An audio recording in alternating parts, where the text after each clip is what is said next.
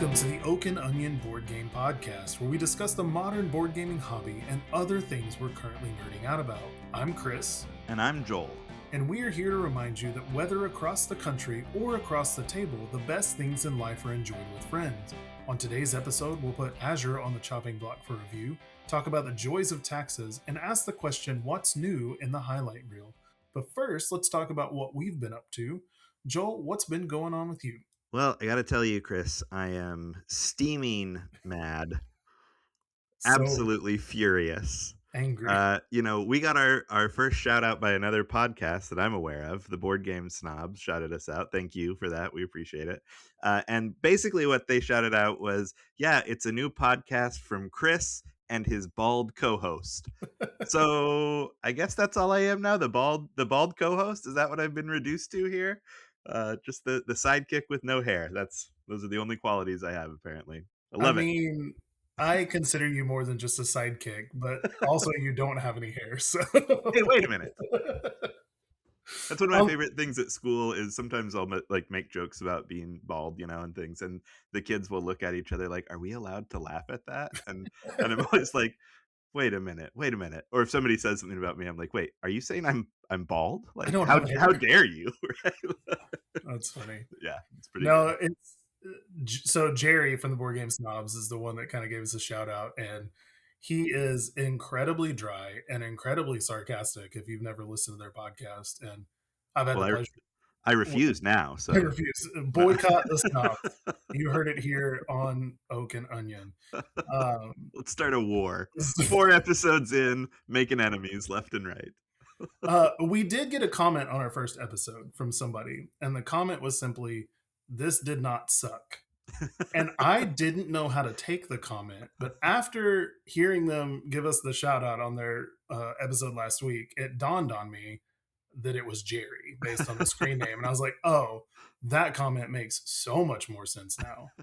But I have had the pleasure to meet them in person a few times and play some games with them at BGG in Dallas. And they're super fun. Their personalities on the podcast is 100% them in real life. Jerry is dry and sarcastic, and Gabi's goofy and funny and just lets it roll off, and it's great. There's some fun dudes. So nice. No, I'm doing great, and I appreciated the shout out. We've actually, I feel like, had a little bit of interaction with people. We have. I know we've had some friends who maybe we'll talk about shortly here who have shouted us out. I also had one of my former students who's a kid that I really love named Carly. She reached out to me and we were chatting. She's like, "What's going on?" And I was like, "Oh, not a whole lot, still a teacher, still doing the same kind of normal things, but I've got this kind of side thing going on with board games and stuff like that." And she's like, "Oh yeah, I've seen your board game Instagram." I was like, "Yeah, I've just started this podcast with my friend." And she listened and said she was enjoying it. So like, shout out to Carly. If you made it to episode 4, thank you. Keep it up. Share with all the people who I guess. Yeah, that's awesome. Yeah, it's fun. It's fun to have people be like, "Oh yeah, I've been listening." So really, really good times. What's going on with you? Yeah, definitely. I was gonna say that makes me feel like we're not completely wasting our time here, at least. So. I mean, is time together ever truly wasted, Chris? No, it's not. It's not. Right. But we could do this without all of the extra work that goes into it. But I will say before I talk about what's going on with us, I have been enjoying the editing and the social media and all the tech stuff because it's what I used to do for work full time. And I'm really trying to get back into creative work. So it's been a really good outlet for me to kind of unlock that again and get those, get my skills going back, my motors. I can't think of the words that I'm trying to use. This sounds really stupid. No, it's good. I hear what you're saying. I'm trying to get back in the habit of working and doing those things. And so it's been a really good outlet for me to do that. And so I'm not mad about the extra work at all. It's been really good. Yeah. And, when you said a second ago we could do this without all the extra work, history has proven that we can't do it without all the extra work. Like, I feel like we talk way more now than we ever did prior to starting the podcast. This is true. Right? At least more regularly. So yeah, which is awesome. Yeah, I love it. Loving it. Yeah, so a couple of things for us.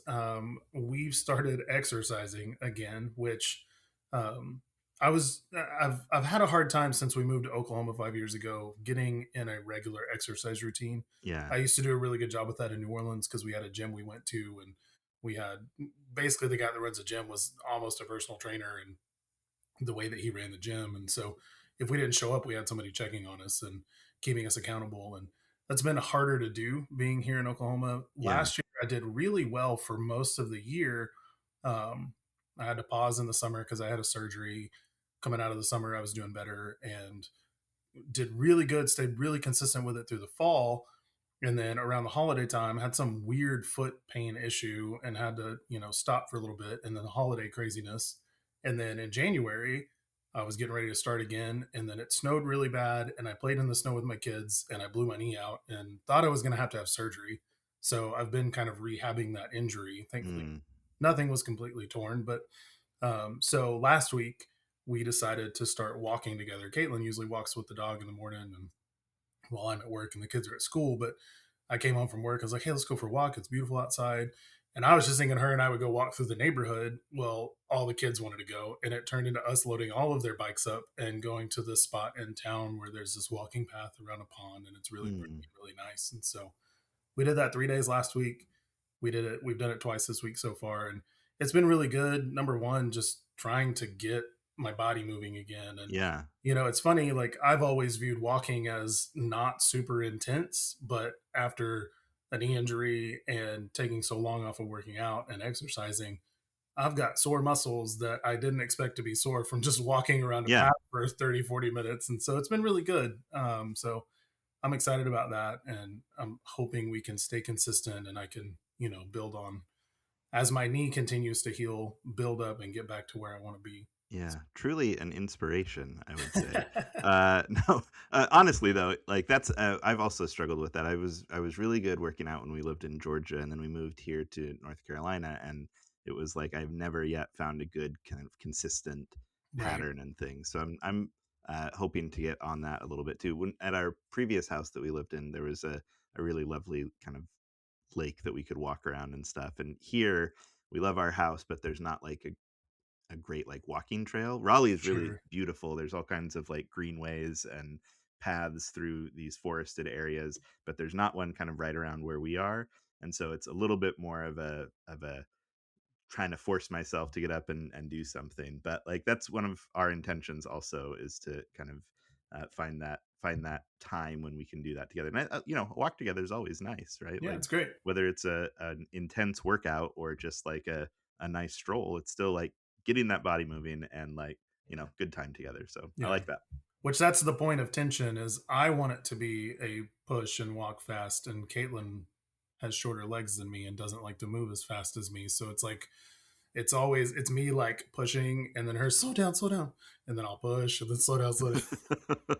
So Well, um Chris, as the older of the two of us, I just have to remind you, marriage is about give and take, it's right? about give and So take. Absolutely. I'll serve as your marriage counselor here for the moment to say, Thank you. walk at Thank you so much. Caitlin's speed. She'll appreciate it. It'll be good. Yeah, absolutely. Well, and then today she handed me a headphone and said, "Hey, listen to this chapter of my book with me because it was really interesting." And so, that was fun. So, Oh, that is but sweet.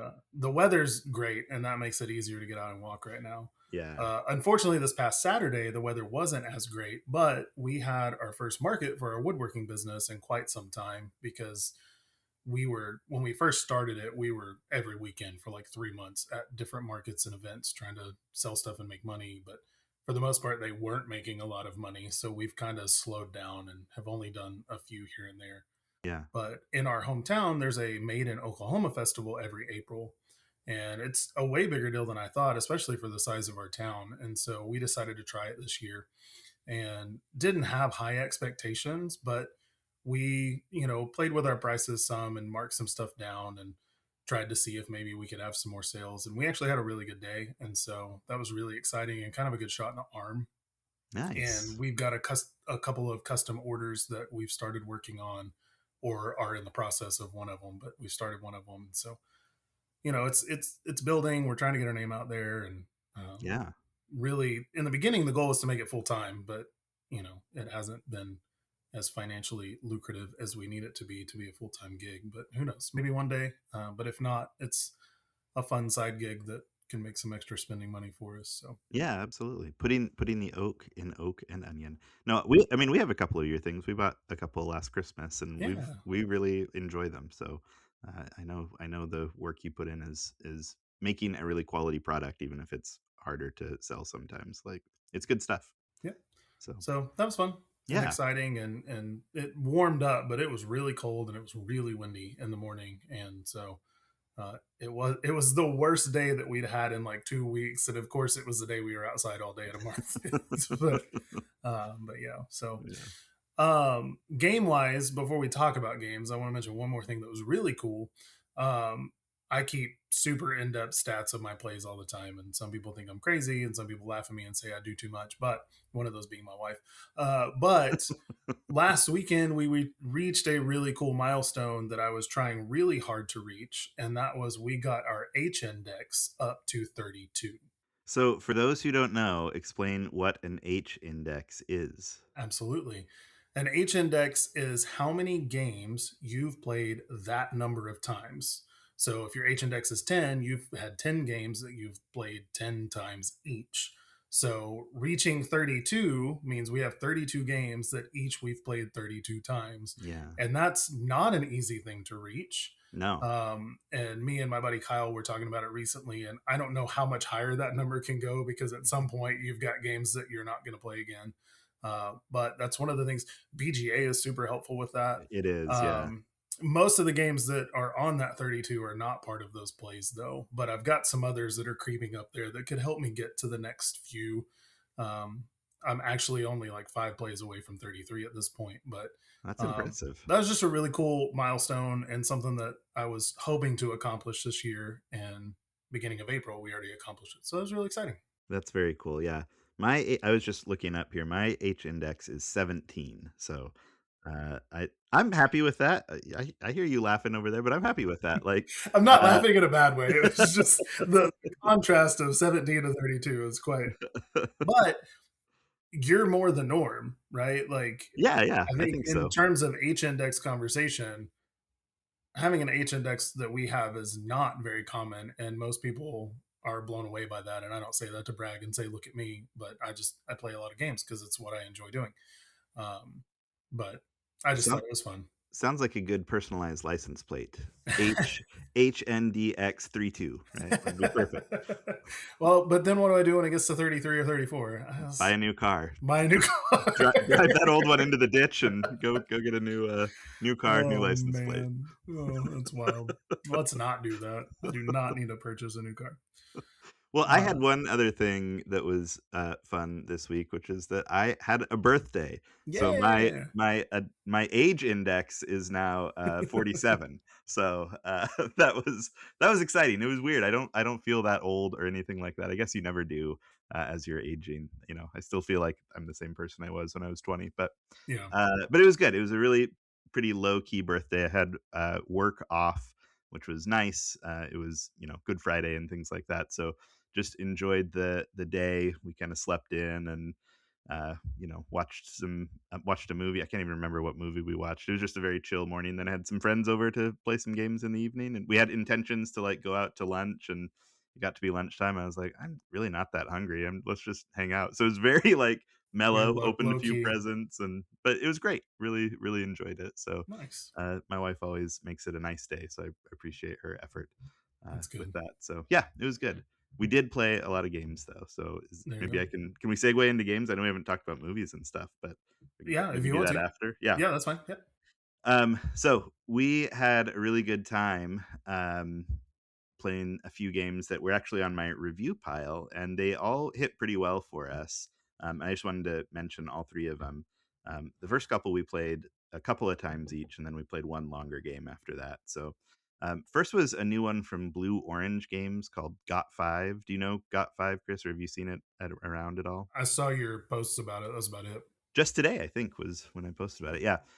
It's a really simple game. It bills itself as kind of a bingo deduction game, and that's actually not a bad kind of explanation. You basically have these cute little tiles. They're a little lighter weight than like Azul tiles, but that same kind of like style, right? Look Yeah. like little starburst. On one side, they have eyes, and on the other side they have a number between 1 and 60. And you get 5 of them, and you don't look at the numbers, and you get one of the people you're playing with to put them in order from lowest to highest, and then you're trying to figure out what 5 numbers you have. And so you can see kind of what everybody else has at the table. So you have a little dry erase board with all the numbers. You can cross off all the ones you can see, and then on your turn you reveal a number, and everybody gets to cross off that number, and then you get to hold it up on. Do either one of two things with you can ask someone to like place it where it would go on your row. So they'll put it like, oh, it's going to be between these two tiles that you have. Or you can hold it above one of your tiles, and all the tiles have one, two, or three dots on them, and find out does it have the same number of dots as the one I'm holding it above. Hmm. And so you start to get information and cross things out, and as you're seeing everybody's information, it becomes kind of a race to figure out, can I figure out mine before anybody else figures out theirs? And it's very, very fast. It's 10-15 minutes, Hmm. but it's really enjoyable. And we all kind of sat down to play it like, "Oh, fine, this seems like a silly little game." But, like, after the first game, we were like, "Oh, yeah.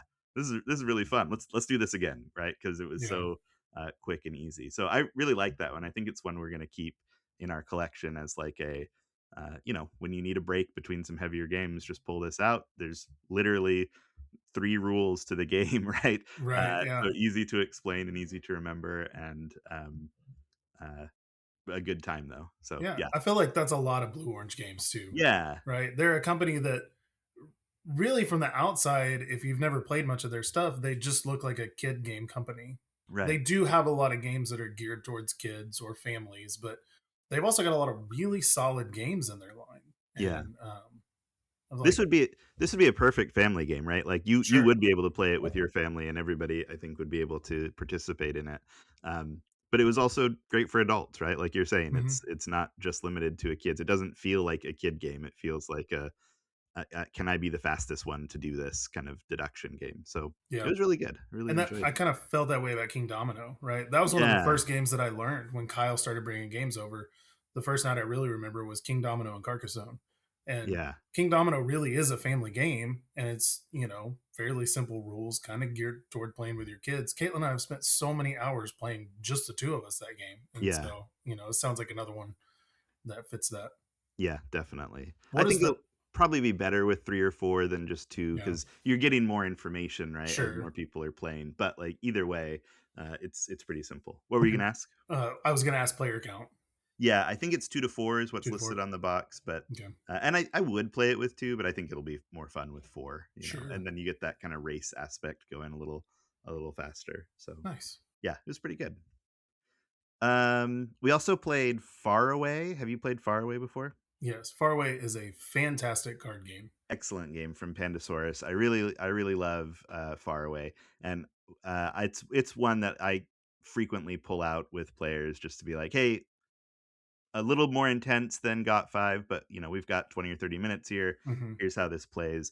And the first play, of course, everybody is very confused, and then you score that first game and you're like, okay, I got it. Let's play it again. For those who haven't played Far Away before, you're going to lay down 8 cards in front of you. And you have a hand of 3 cards to start. You choose one, you put it down, and most cards have either some amount of points or some sort of scoring condition, but it also tells you what symbols you need in order for that card to score.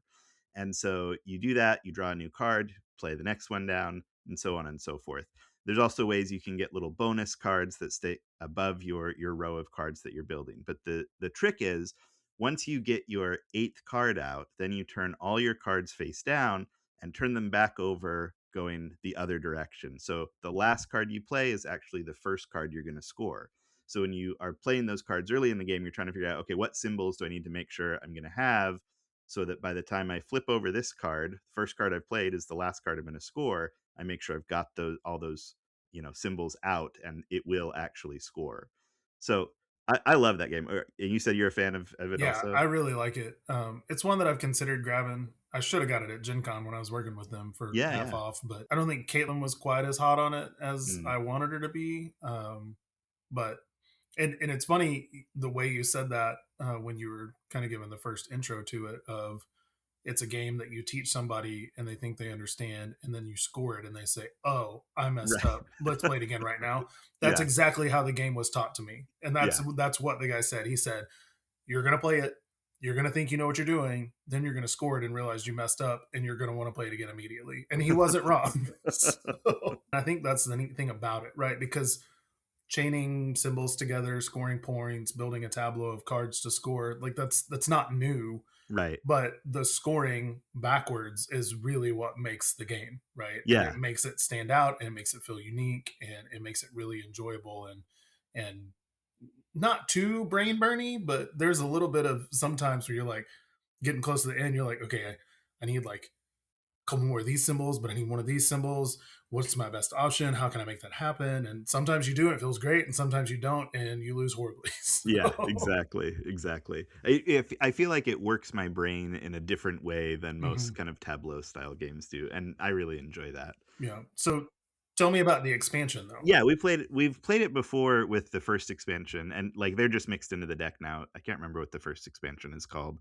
Something like The People from Below, or I think is what it Yeah, is. it's something weird like that. Yeah, and this one is called Under Starry Skies, and what it introduces are these comet cards, and they're all pink, and they're the same sizes as all the other cards, but they're pink, and one of the last digit on the card is also highlighted pink.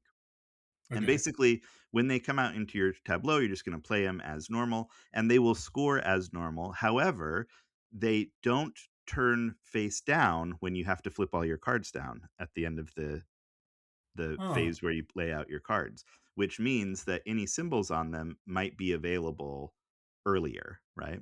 They're, interesting. they're not going to score until that point, but the symbols will be available. Uh, Okay. and I said the last digit is also highlighted pink. Any other card with that number as the last digit also gets to stay face up. So if I play a pink 17, right, or a comet card that's a 17, then from that point forward, any other cards that are sevens that end with a seven that I play are also going to stay up when it goes to turn your cards face down. So Okay. the goal is to try and like balance. Okay, the comic cards, at least that I saw, didn't have a lot of symbols on them, but if I can use those to keep up some other symbols, then my cards are going to be scoring sooner than they would otherwise. Basically, Interesting. I feel like I'm not explaining this too well, but basically, it allows you to not turn all your cards face down, right? And so it kind Okay. of changes the calculus that you've got a little bit, and may make you consider like, oh, you know, I'm trying to decide here between playing a 37 and a 39. Well, the 37 will stay face up, and it's got a symbol I know I'm going to want, so I'm going to play the 37 instead, Yeah. right? So I liked it. I thought it was pretty straightforward. It didn't add a ton of overhead at all. It's just Sure. that one new little wrinkle, but I think it worked pretty well to kind of invite a new element to think about in the game. I probably would not play that with people the first time they're playing the game. I think Sure. playing a game or two just straightforward is good. But I'm also probably not going to pull it out, when I'm just playing it with my friends and things like that who have played it before. So Yeah. I think it was a pretty good expansion, and that one was given both Got 5 and uh, Under Starry Skies were review copies that I have. I just wanted to mention that also. Nice. So, we mentioned the shtick of the game is flipping everything down and scoring it backwards. And that's what I really enjoy about the puzzle Yeah. strategy of the game. Do you feel like that expansion takes that away?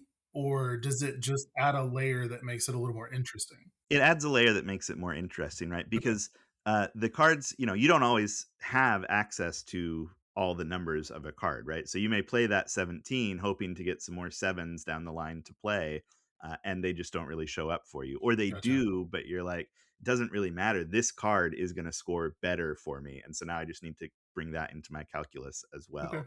I didn't feel like it like lessened the game in any way. It was just a Gotcha. new kind of wrinkle to throw into things. Okay. How about you? What have you been playing? Or do you want to talk movies? I don't know. We can go back and forth. I mean, I don't care. We can do whatever we want. It's our podcast. It's our podcast. There are no rules There's here. no rules here. We make the rules. That's right. We have the microphones. Call back to last episode.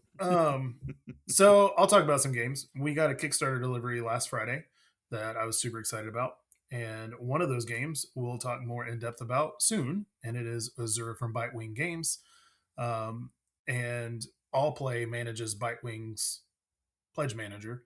And I realized the day after TokenCon, I was like, I never filled that pledge manager out and I need to do that. And while I was doing that, I said, let me add a few of the All Play Tiny Box games to the pledge Oh, because we nice. had just played Vivo from All Play at TokenCon. If you listen to or watch that episode, you know that made my top three from that weekend. Yeah, yeah.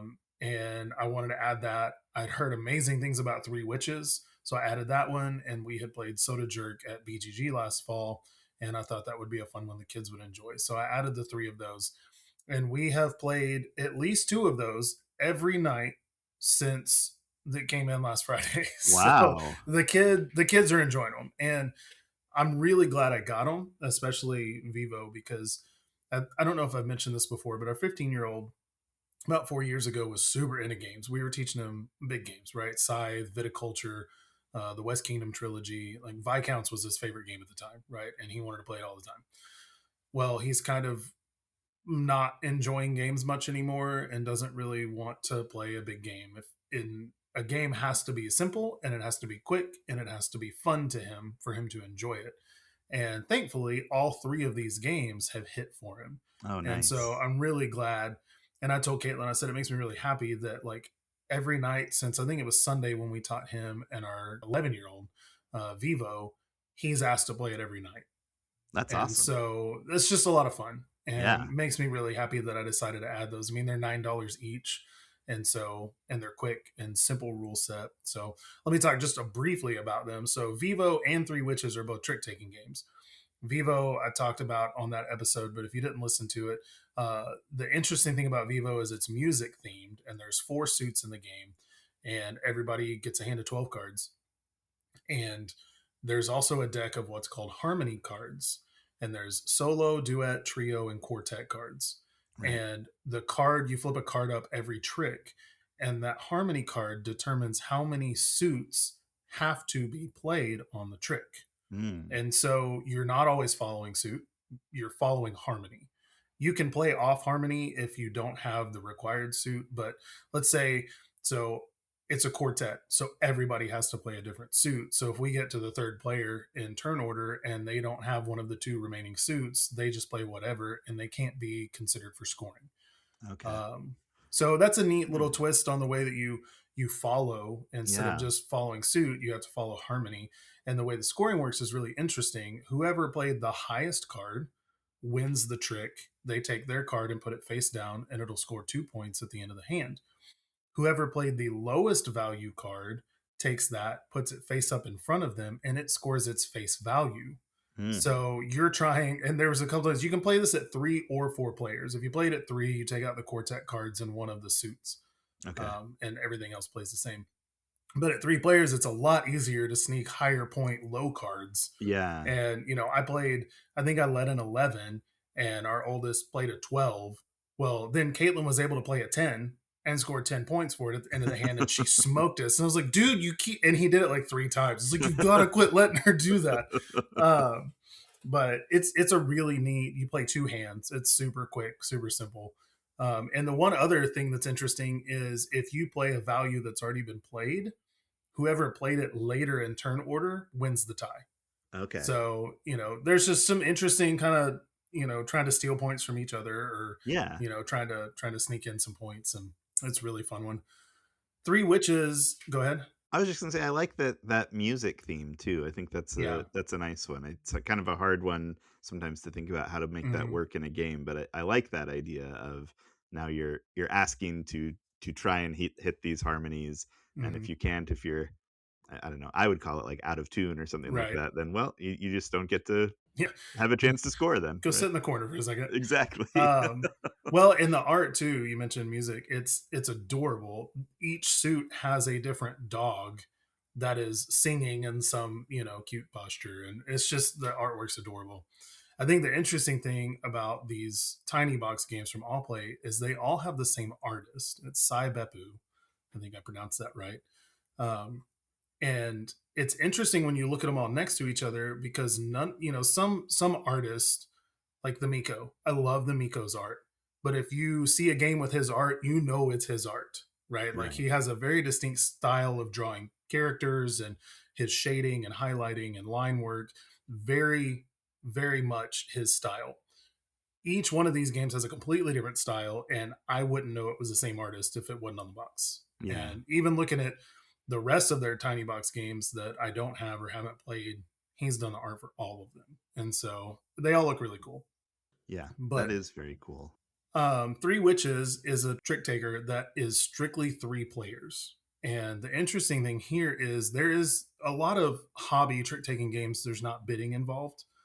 This one does. And so it's been a little bit harder for us because the kids have never had to bid in a trick taking game. And Caitlin doesn't really love bidding either, I've mentioned before.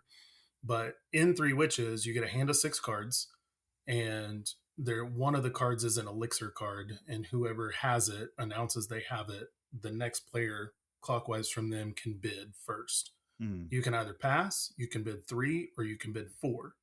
If you bid 4, you win the bid. Nobody else can bid. If you bid 3, everybody else gets the chance to pass or bid 4. Whoever wins the bid becomes the lead witch.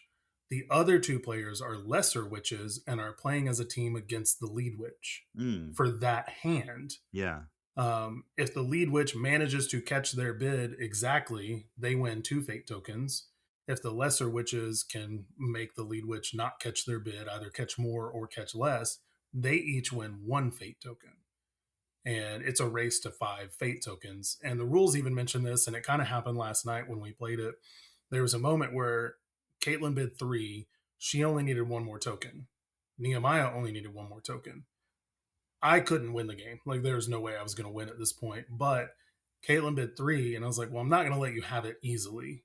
Right. And if I don't catch my bid, they both get 1 more token, and they tie, and nobody technically is the winner. They share the victory. Right. And we don't love that in our household. We think it's kind of cheap. So I overbid her, knowing that I was probably not going to catch my bid, and force them to tie. And that ended up happening. And she was like, well, that sucked. Thanks for that. It was, even though I lost, it was still rewarding because she wasn't happy about it. But the weird thing about the game is there's Hey, 5. a second ago, didn't I say I needed to be your marriage counselor? I just want to revisit that statement that you just made there. uh, I didn't it, win, but she didn't either, and so I was happy she wasn't happy, something along those lines. Yeah. that's not exactly what I said. It was all in good fun. I know. The interesting thing is there's 5 suits, and the Three Witches theme is kind of funny, and it comes through in the way that the rules explain the cards. Each of the suits is a different animal or creature. One of them's a dragon, one of them's a newt, so on and so forth.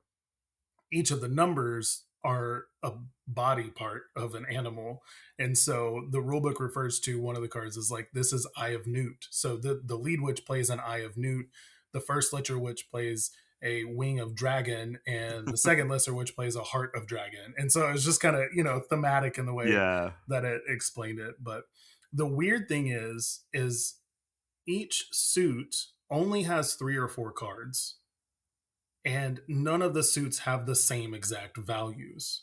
Oh, that is So I think the interesting. green has a 1, 2, 4, and 7. And then there's one that has 3, 4, 6, 2, Mhm. 4, 6. And so it's really weird and tricky to try to count cards, which is one thing I love about trick taking, is like knowing what's been played to plan out what I'm doing. It's really hard to do in this game, Right. especially because the way a trick works is the lead witch will play 2 cards, one face up, one face down.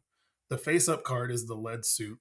The first lesser witch has to follow suit if they have it. If they don't, they can play anything or they can pass. And then the second lesser witch can play. They have to follow suit if they can. If not, they play whatever. And then the first lesser witch has to play a card. So both sides are playing 2 cards. And the way you determine who wins the trick is you evaluate both cards a team played. If the team played the same suit, you add the values together. If you play the same value, you add those together. If neither the suit or the value matches, it's the higher value card.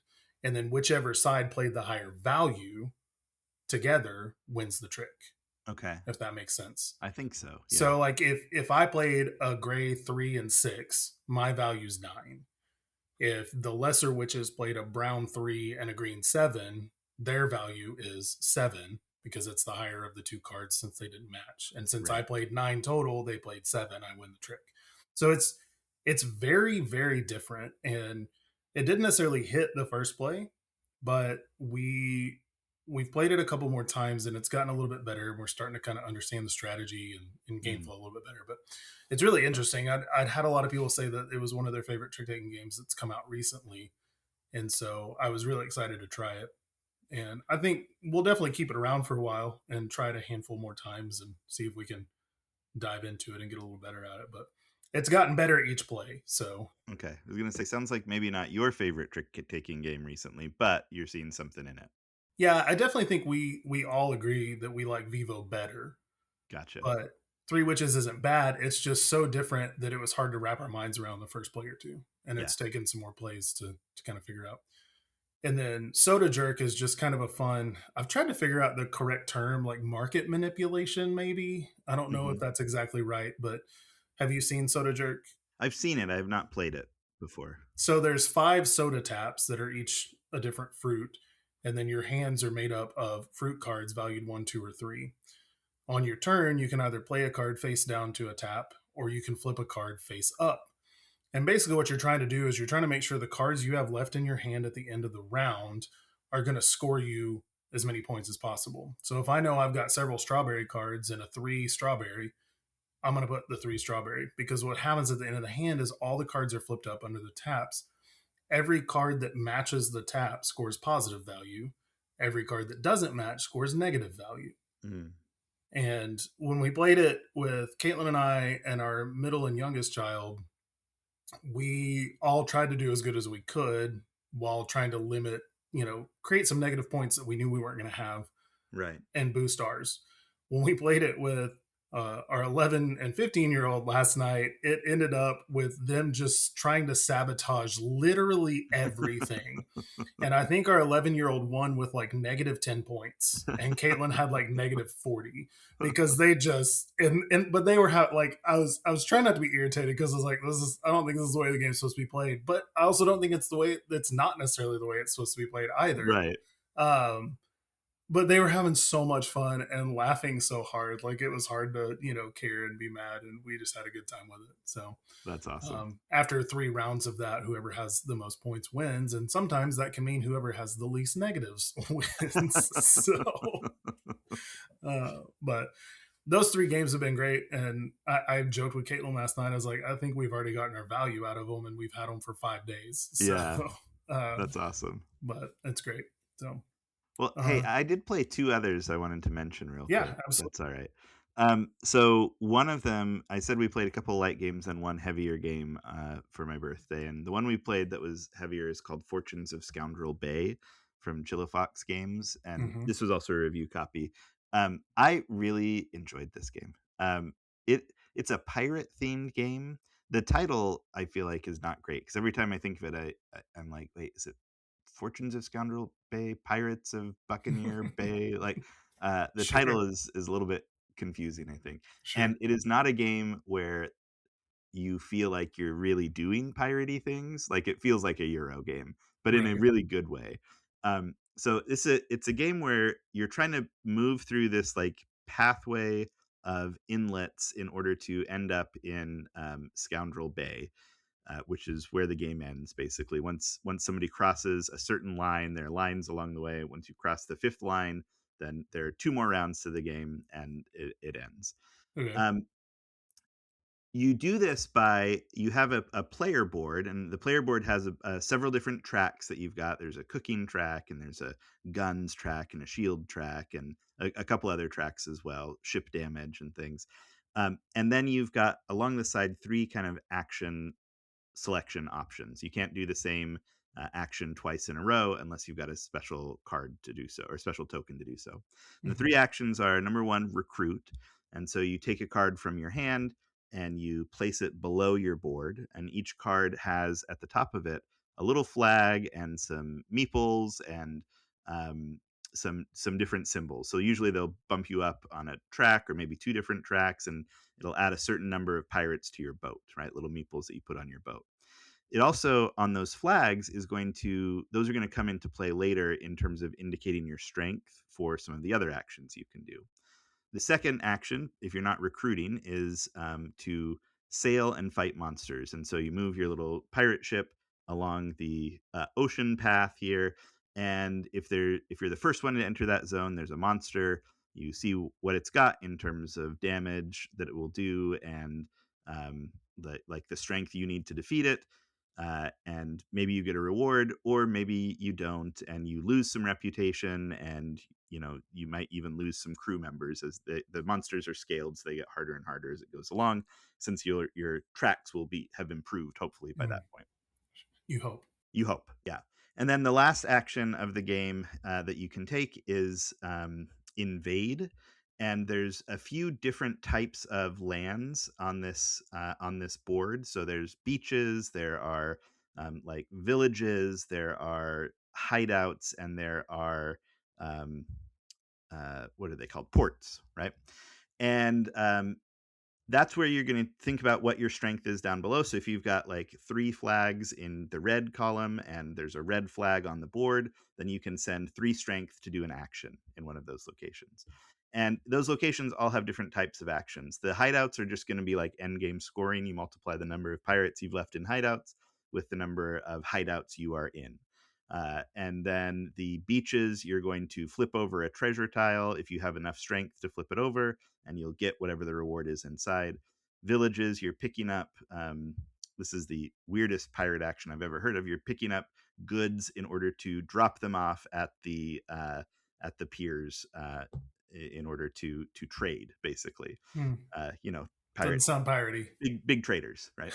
Um, and they all have sort of different kind of scoring values at the end. Your if you have any pirates left on beaches at the end of the game, they're going to die, and that'll be negative reputation because you don't want your pirates to die, right? If they're in villages, they're only worth a couple of points. And then if they're in the harbors, I think I've called them now piers, harbors, and something else. Harbors is what they're really called. Um, if they're in the harbors, they're going to there's a majority scoring there, right? So whoever has the most in a harbor. Um, it's all kind of like standard Euro-y stuff, but I really did enjoy it. It's got this really like vivid art style. It's really once you understand those 3 basic actions and start thinking about how the different areas score, then it becomes kind of a challenge to think of, okay, I know I want to do this, but I want to drop people off and invade in this location, but I just invaded last turn, so that means I need to do something else. I don't want to move my boat, so I can stay in the correct region to drop off here. And it becomes kind of a maximizing your possibilities Mm.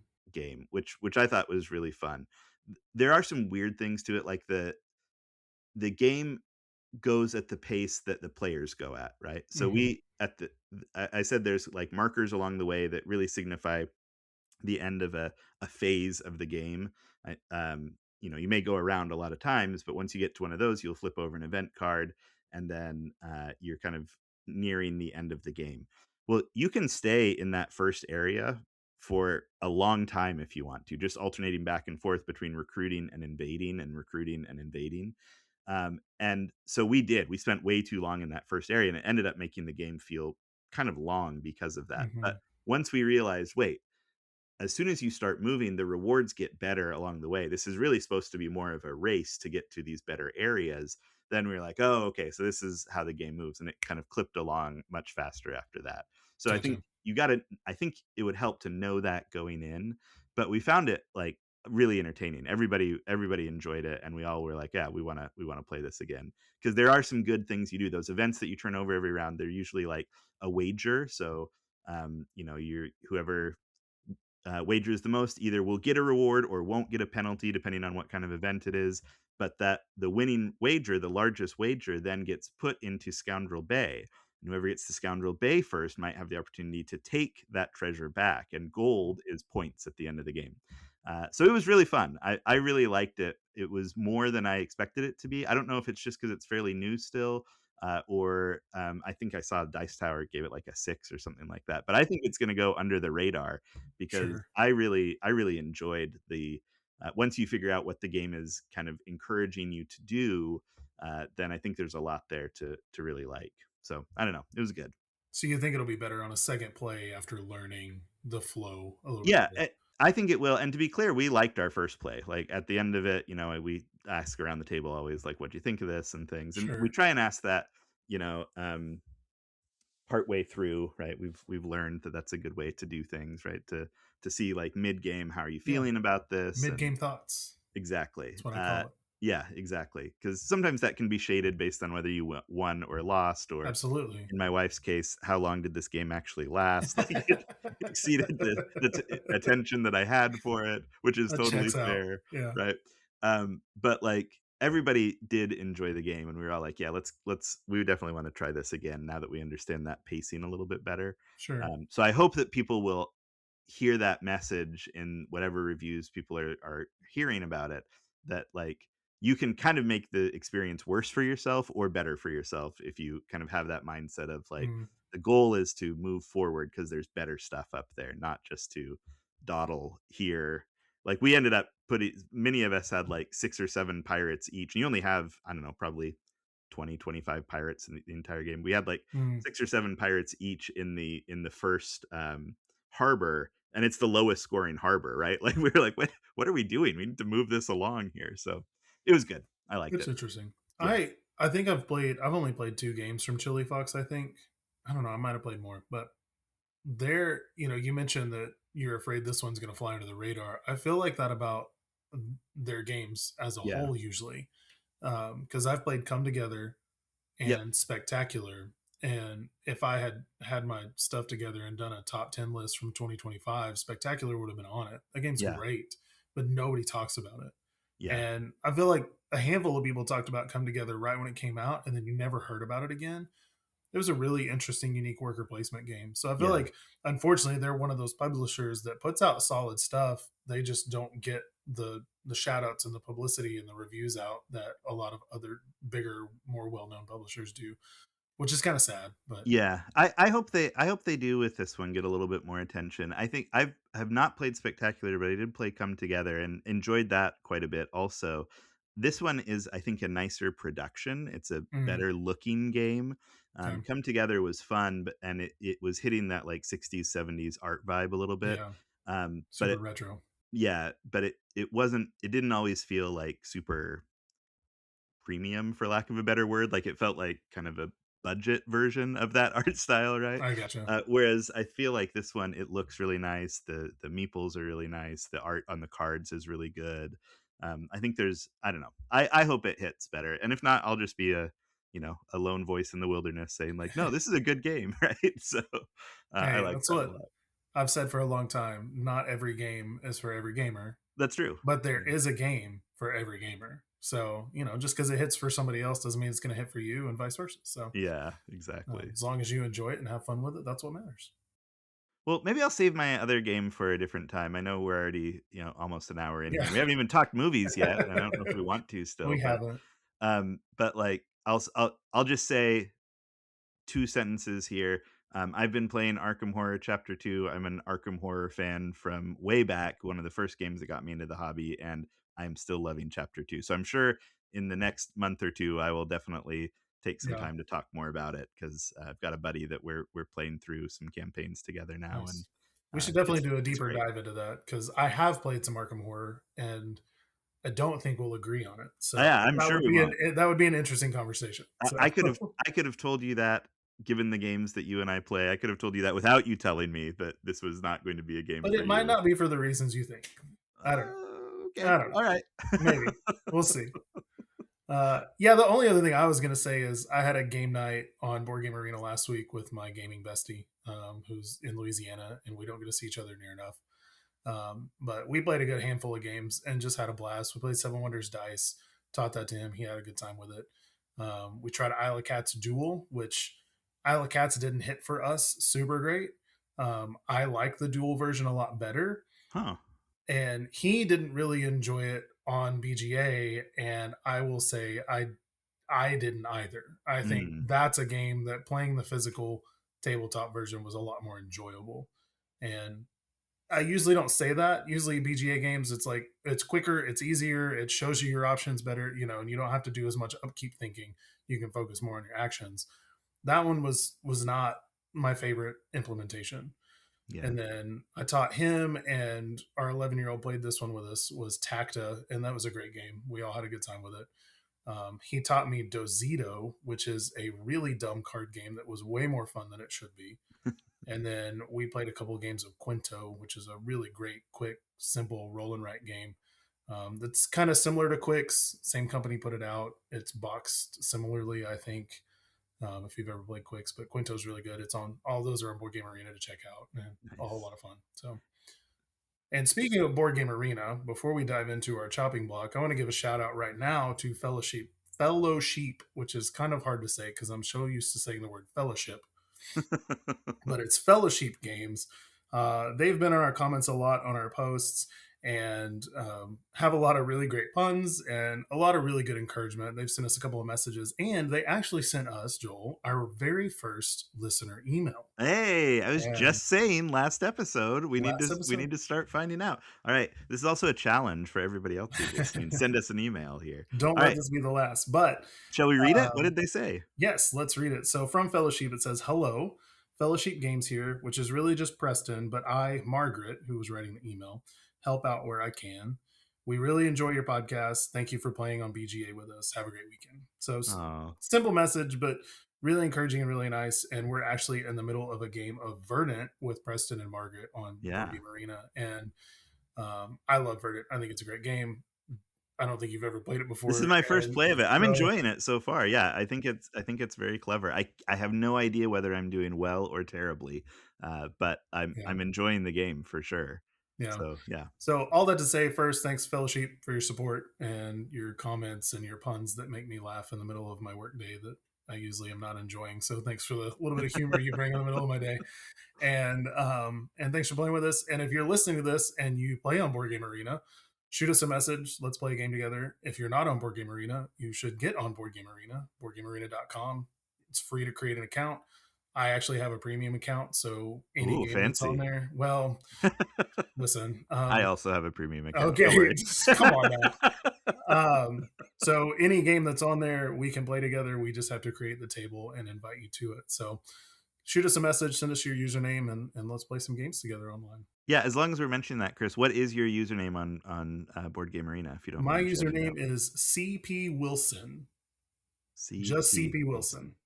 All right, my username is not my board game persona name that I study in. It is Pagoda79. That was my old Oh, internet persona going back to my college years, Pagoda79. But yeah, nice. anybody who wants to play with one or both of us, feel free to send us an invite anytime. I am usually more able to play asynchronous games because Yeah, I'm a teacher, and much as I would like to, I'm not supposed to be on just playing games in the middle of the school day, right? I can't take the 30 minutes, to play a game back to back turns and things like that. But as Chris knows, I managed to find time during the day to get managed. some turns in.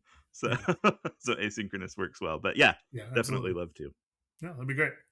And on that note, why don't we dive into one game that you and I actually have played a couple times this week on Board Game Arena, and let's talk Yeah. about it. So why don't you introduce our chopping block segment? Absolutely. We start every review segment with our disclosure policy. While Oak and Onion does accept review copies of games, that doesn't change our review approach. Previews, sponsorships, or other relationships will clearly be identified, as will how we received every game we review.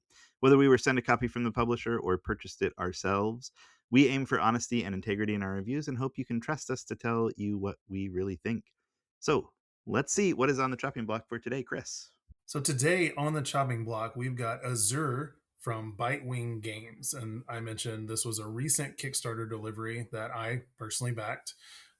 And it is designed by Trevor Benjamin and Brett J. Gilbert, which both have quite the design credits to their names. Quite a few solid games that everybody knows and a lot of people love. So if you know them, this is a game you'll like. If you don't know those names, you should look them up because you've probably played something from one or both of them at some point. Yeah. But Azure is a two-player game. The box says it plays in 20 minutes. That's more like 10 to 15. Hmm. 20 minutes is feasible, but we played a couple games in less than 10 minutes. So it's very quick playing. Can I ask you a dumb question? Is it pronounced Azure? Azure? I've been pronouncing it like Azure, like the color. Yeah, Is that that's you're probably saying it more correct than I am. I was not trying to call you out. I honestly thought that I don't know. I've been pronouncing it incorrectly. I have no idea. I know you are close with the Bitewing Games guys, so I assumed you knew the Yeah, pronunciation. I probably should have confirmed that pronunciation ahead of time, but I just assumed that was right. But you're probably more in line with what it's supposed to be. So Listen, embarrassing you publicly sometimes is my goal, but it really is not always my goal. So I'm sorry about and if that. you follow Whatever us, it is. yeah, we and I like to post about it on social media. So but yeah, it's a quick playing game. They recommend it ages 8 and up, and that's probably pretty accurate unless you have a pretty sharp 5 to 7 year old. They could probably play it. It's a fairly light end of the medium weight games. But in the game, the theme and setting is you're invoking the power of the four auspicious beasts, which is super dramatic sounding. You're trying to carefully channel their energy through the earth and triumph in the battle for chi and wisdom. I did make sure I pronounced chi correctly. So you're trying to triumph in the battle for chi and wisdom that will shape your destiny and intertwine it with the beasts of legend. So there's Wow. your super intense, dramatic setting for this two-player abstract game. I had no idea that was the setting or the theme for this game. We'll get to that in just a moment.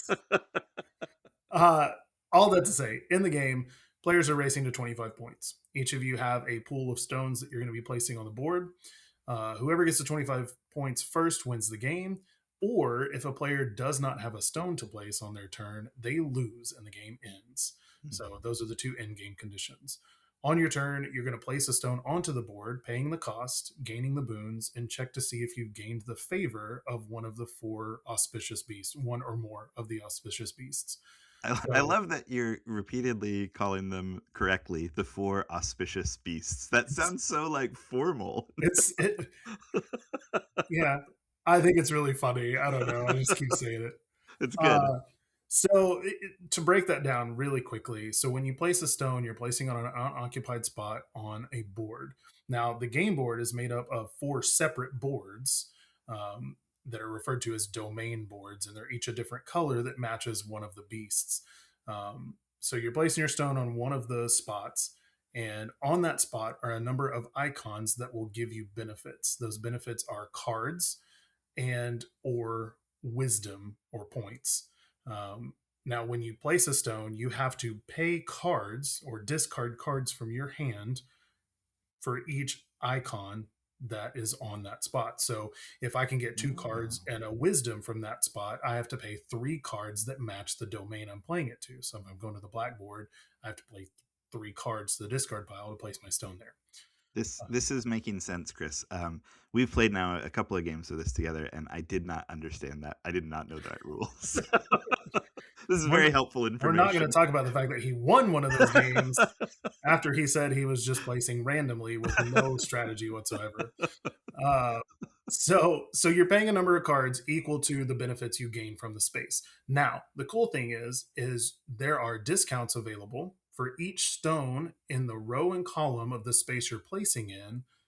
You get a one card discount. So if the cost of the space is three and I've got two stones in the column, I only have to pay one card. Right. And so you're trying to like piggyback and build out, but you're also trying to get in each other's way to make it not so cheap for your opponent. And then you gain the boons. Like I said, you're either getting cards or you're getting wisdom or sometimes both, depending on the spot. And then the four auspicious beasts. I'll say it one more time just to make Joel laugh. So there are four mountains that have distinct spots on the boards. And the game starts with the matching beast on that mountain. When a single player has two of their stones guarding that beast's mountain, you gain the favor of that beast. And they're all a little bit different, but two of them are pretty much the same, actually. If you have stones in its row and column, you gain its favor and you gain some extra points. One of them is 2 points, one of them is 3 points.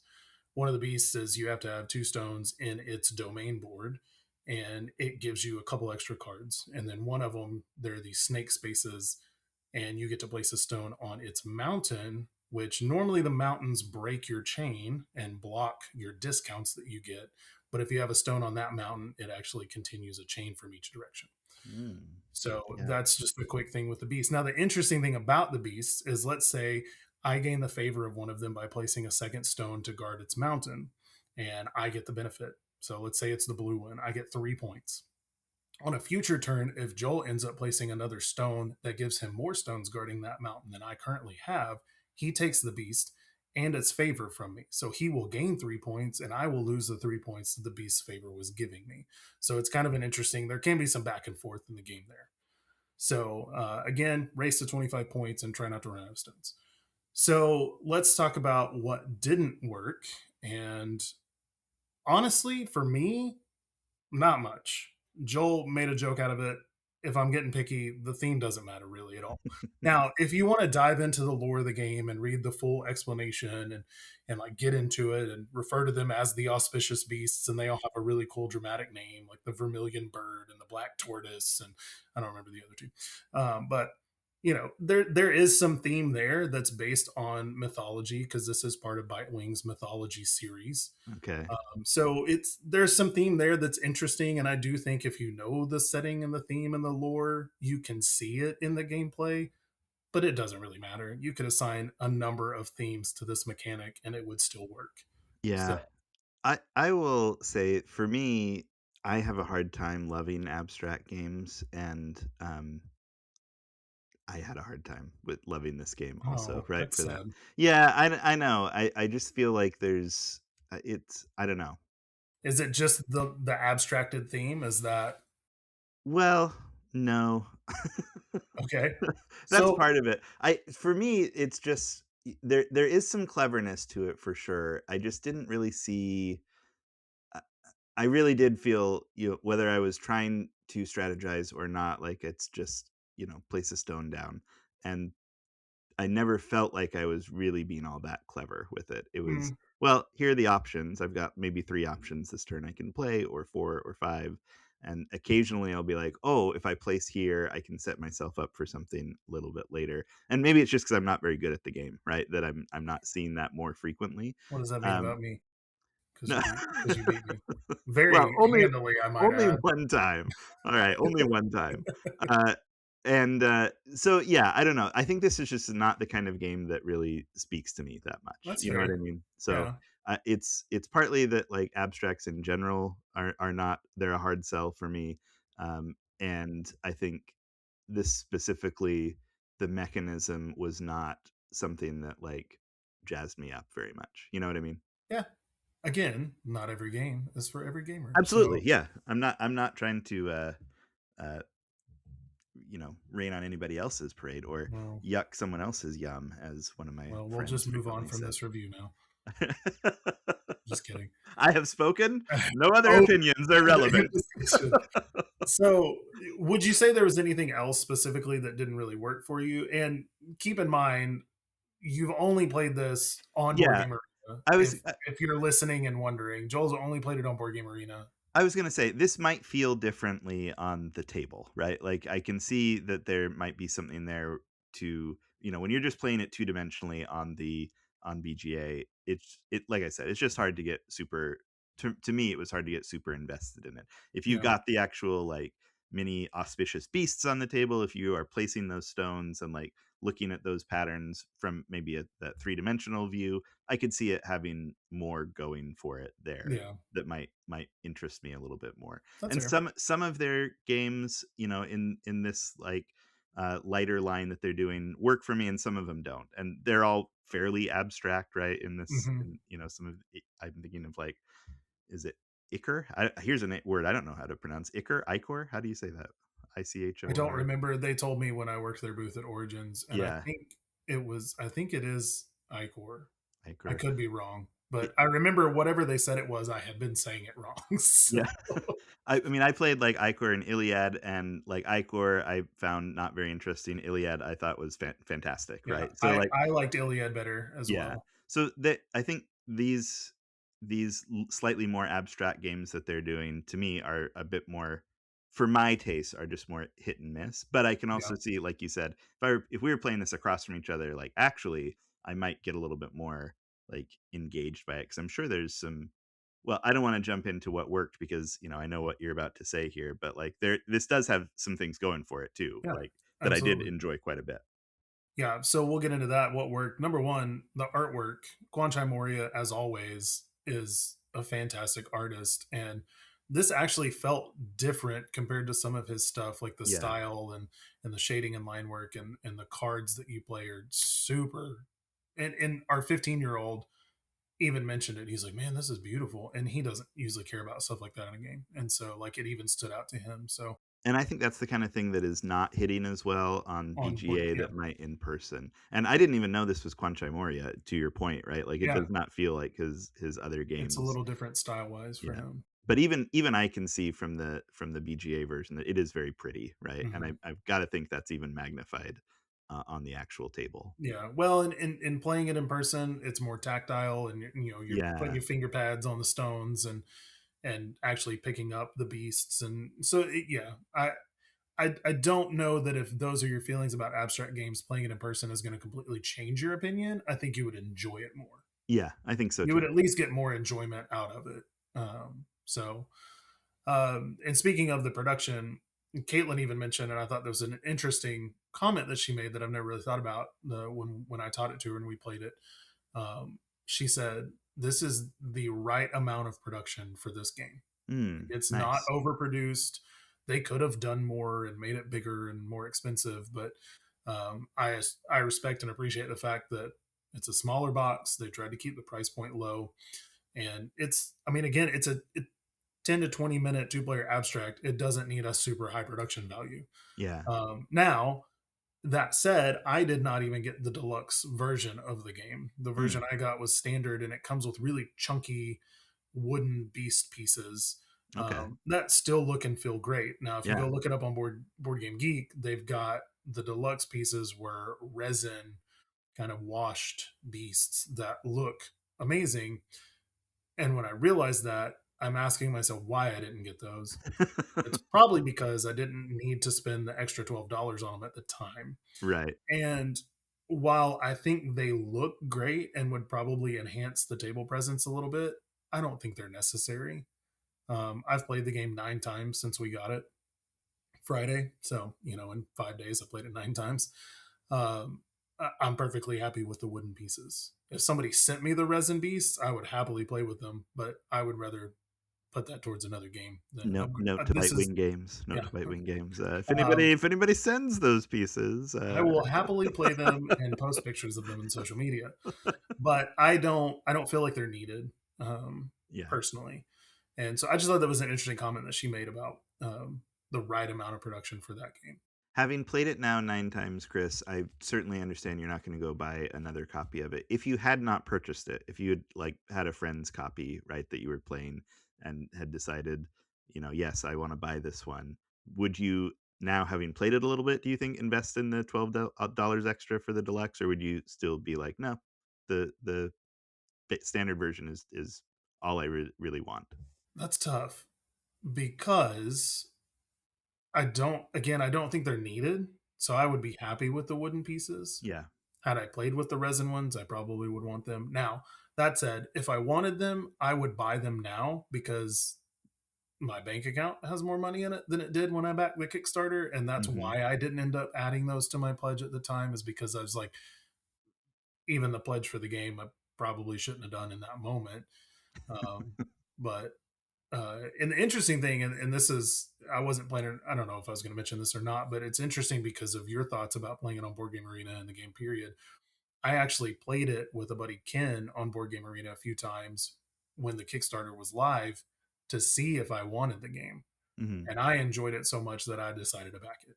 Yeah. And so that's why I ended up backing, is because I was able to play it on Board Game Arena ahead of time. So I think that's really cool. I've seen some publishers doing that lately, Yeah. getting their games up before during the campaign with time to try it and decide if it's right for you. And Yeah. so I I'm mean, I glad they did that. I am too, and I feel like that's such a vote of confidence in a publisher's own games, right? That they're willing to say like, "Yeah, try it out. See if it's for you because we think what we're offering here is going to be worth the actual money." Right? And I think I love that that's a thing that publishers are doing, right? Whether they're there like permanently, or just like I know some publishers have put things up for a little while the Kickstarter's going or whatever, and then taking it Mhm. down, and that's okay too. But like I think it's just such a vote of, like, yes, we understand kickstarting a game or crowdfunding a game is inherently kind of a risky proposition because you're just hoping it's a good game. Well, Mhm. check it out and see if it's a good game or not, right? Like I think it's great. Yeah, absolutely. So a few more things that worked. Super simple, straightforward rules. I mean, I explained them in just a couple minutes, and with that rule teach, you could play the game. It plays super fast, but there's still some strategic depth there. If you aren't just placing randomly on a computer screen like Joel did. Uh, Listen, I may have all overspoken a little bit. By the end there, I was like, okay, I think I'm understanding how this works. But to start, I was just like I don't know, this one's open, I'll click there. This one's open, I'll click there. Because on BGA it highlights where you can play, and yes, so which is super helpful when you're yeah, learning the game. yeah, I don't know that I enjoy BGA or the physical game more than the other. I do like that BGA does the upkeep for you because there's been a few times where we're looking, I'm like, oh wait, you should have that beast, or I should have that beast, and we've like mm, missed it. yeah, It's not a huge deal because it was only a turn or two, and we make it work. But it's nice that BGA does that. But the big thing is variability, and this is what's going to keep me coming back to the game, is yeah, because there is a ton of variability. For one, the four domain boards are all double sided. So when you set the game up, you shuffle them, you rotate a couple, you flip a couple just randomly until you're ready, and you lay them out on the table in a 2x2 grid. And they say on the BGG listing that there are 24,000 layout variants with those wow, boards, which seems insane to think about, but yeah, it's wild. And even I can even say with confidence that every game will feel different. yeah, I taught it to my 15-year-old the other night, which he really didn't want to play it, but I was like, just try it with me because I'm going to review it and I need to play it and I want to play it with you and mom both and see what you think. So we played it, and he didn't quite understand it at first. By the end of it, he was like, okay, this makes sense. Can we play it again? I said, yeah. So I wiped everything off the domain boards and I picked them up to start shuffling with. He's like, whoa, whoa, whoa, wait. What are you doing? And I was like, I'm resetting the game. He's like, I don't like it. I don't want to play it now. because It he was, had figured the strategy he wanted to yeah, use. yeah. Now it's out the window. Now Yeah, he did win the first two games we played. So maybe I'm just bad at the game. I don't know. Uh, so tons of variation, even just with the base core rules. There are two expansions. One's really just an advanced variant, and the other is an actual expansion that came with the Kickstarter pledge, but is available for retail as well. So the first one is the gifted expansion, which I made Joel play our second game, and I don't even think he paid attention to it. So, I did not. I think uh, that might have been one of my downfalls in that second game because yeah, you placed yours out and I was like, "Oh wait, what does this do again? What am I supposed to be doing with this?" And so the gifted expansion I think is really neat. It gives each player a gifted stone, and there are four different gifted cards that you can play with one of, and that card determines what your gifted stone does for you once it's placed on the mm, board. Now, two of the cards add a one card cost when you place your gifted stone. Two of the cards add a two card cost. hmm, So it can be tricky to get it out very quickly, especially if it adds two cards to your cost to place it. yeah, But what they do is they each give you an ongoing benefit once your stone is on the board. One of them adds a, a second discount for the gifted stone. So instead of just discounting your card cost by one, it discounts it by two. There's one that adds a discount in a diagonal line with the stone. mm, There's one that I think my favorite one is, and I think this is the one that was in play with us on Board Game Arena, is once you place your gifted stone, each of the 9 spots around or 8 spots around it, once you place a stone on one of those 8 spots, you get an extra benefit right, from that spot. So that can get you an extra card, it can get you extra points. That's really cool. So I don't know that I'll ever not play with that unless I'm teaching a new player because while I think the base game is great, it's smooth, it's elegant. I think that adds just a little bit more layer that I really like in the game that yeah, I want to be there now that I've tried it. yeah. And I've tried it both with we played it, you and I. Well, I used it, you didn't. So I and mean, I I played. I played with it. I just didn't play You with didn't utilize it. it. Uh, I tried it a couple times with our 15-year-old and a couple times with Caitlin, and I think they both really liked it. The trick is, though, if you're the only person utilizing it, you probably have a better chance of winning the game Sure. because it does give you so much more benefit. So that's the only drawback is if I get mine out and the other player doesn't, it's going to give me kind of a leg up. So, Yeah.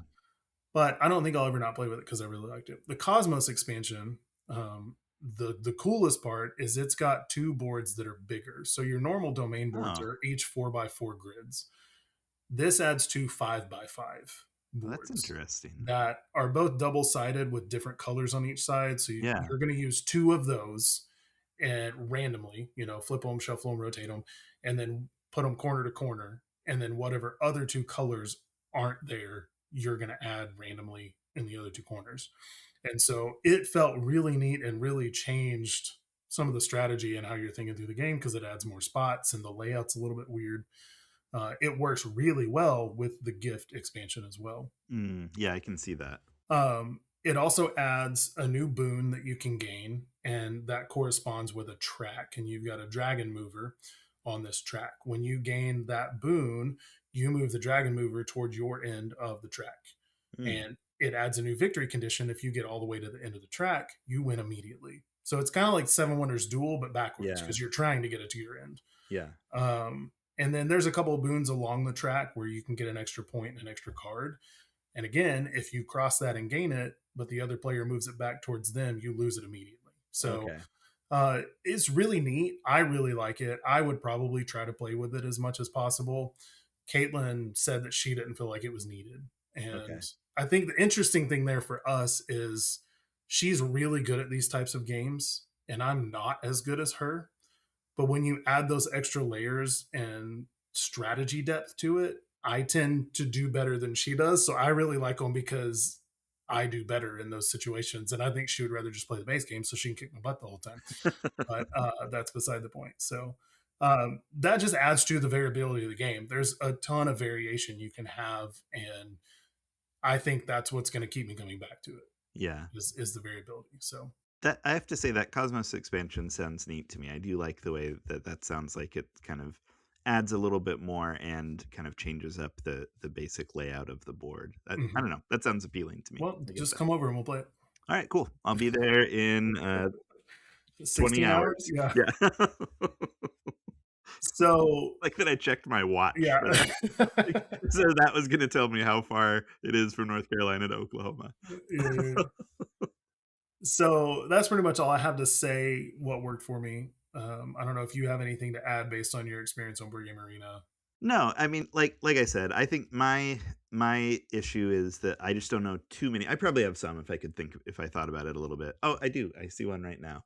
Like there are some abstracts that I think are really clever and interesting. I really like Ink from Ooh, Final Score Games, and I'm sure there are a couple others. But like for the most part, abstracts are just they're just not my favorite style of game. You know, that's fair. I they don't get me like excited to like, oh, I can't wait for a game night so I can play this. But Yeah. for the most part. Which I So think we're the opposite.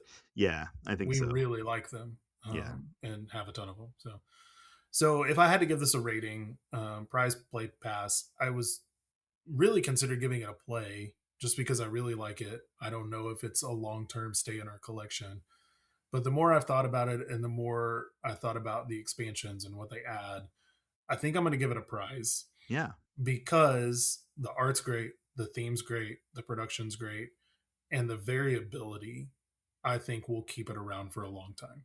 Yeah. And so um, I think Caitlin would probably agree with that. I don't know if it's going to be her favorite abstract, but she did really enjoy it. And it was funny. The first game, she's like, she wasn't getting it. She's like, I don't understand how do I get more cards? How do I score points? And I beat her. And then we played two more times and she smoked me both times. I was like, no, well, so much for not understanding the game. She laughed. So I love that. um, maybe I'm just not good at it. I don't know. But yeah, I think I'm going to give that one a prize Well, for those reasons. That's great. And I don't know if you want to give it a rating based on your experience or Well, not, we've but played it twice. I had played this before. I had played this on BGA. I think it must have been when the Kickstarter was out. And I don't yeah. know if you and I played it or if I played it with someone else, but like so I probably got, 4 or 5 plays of it altogether over that time period. Hmm. Um for me personally, it's a pass, but it's not a pass that I would like reject if you invited me to the game, right? Like Gotcha. it's I would play it, but it's a pass for do I want it in my own personal collection? I don't think I probably do. Yeah, that's fair. Not that I think it's a bad game, it's just not a game for me as we've talked about, right? That's fair. Yeah. And not every game is for every gamer. I'll say it Not again. every game is for every gamer. Well, one of the challenges with abstract games is I have a hard time like finding a good exciting, motivating theme to really get into the game. But Sure. that's not the case for every game. There are games that I really the theme just gets me going. Like if I think of a game like 1993 classic Tax and Spend, I'm like, "Oh, yeah, man. Let's tax and let's spend that money." Or you love this one, Chris. I know. Audit the Tax Game from 1979. Sounds I like a mean, winner. who doesn't love being audited, right? Uh or my personal favorite, Flush, the All-American Tax Game from 1994. I Hmm. mean, that talk about theme coming through, right? The theme here, if you have not guessed, right? Today, I think when this episode is releasing, is going to be April 15th, Tax Day. And so Chris and I thought we would talk a little bit about games that feature taxes or are otherwise related to taxes. We're calling this 321 taxes. All right. Do you want to introduce our first like little category here that we're looking at? Yeah, so the 3 in 3 2 1 is going to be three games that feature taxes. And I'm not sure about you, but I think that maybe a little bit loose in some regards.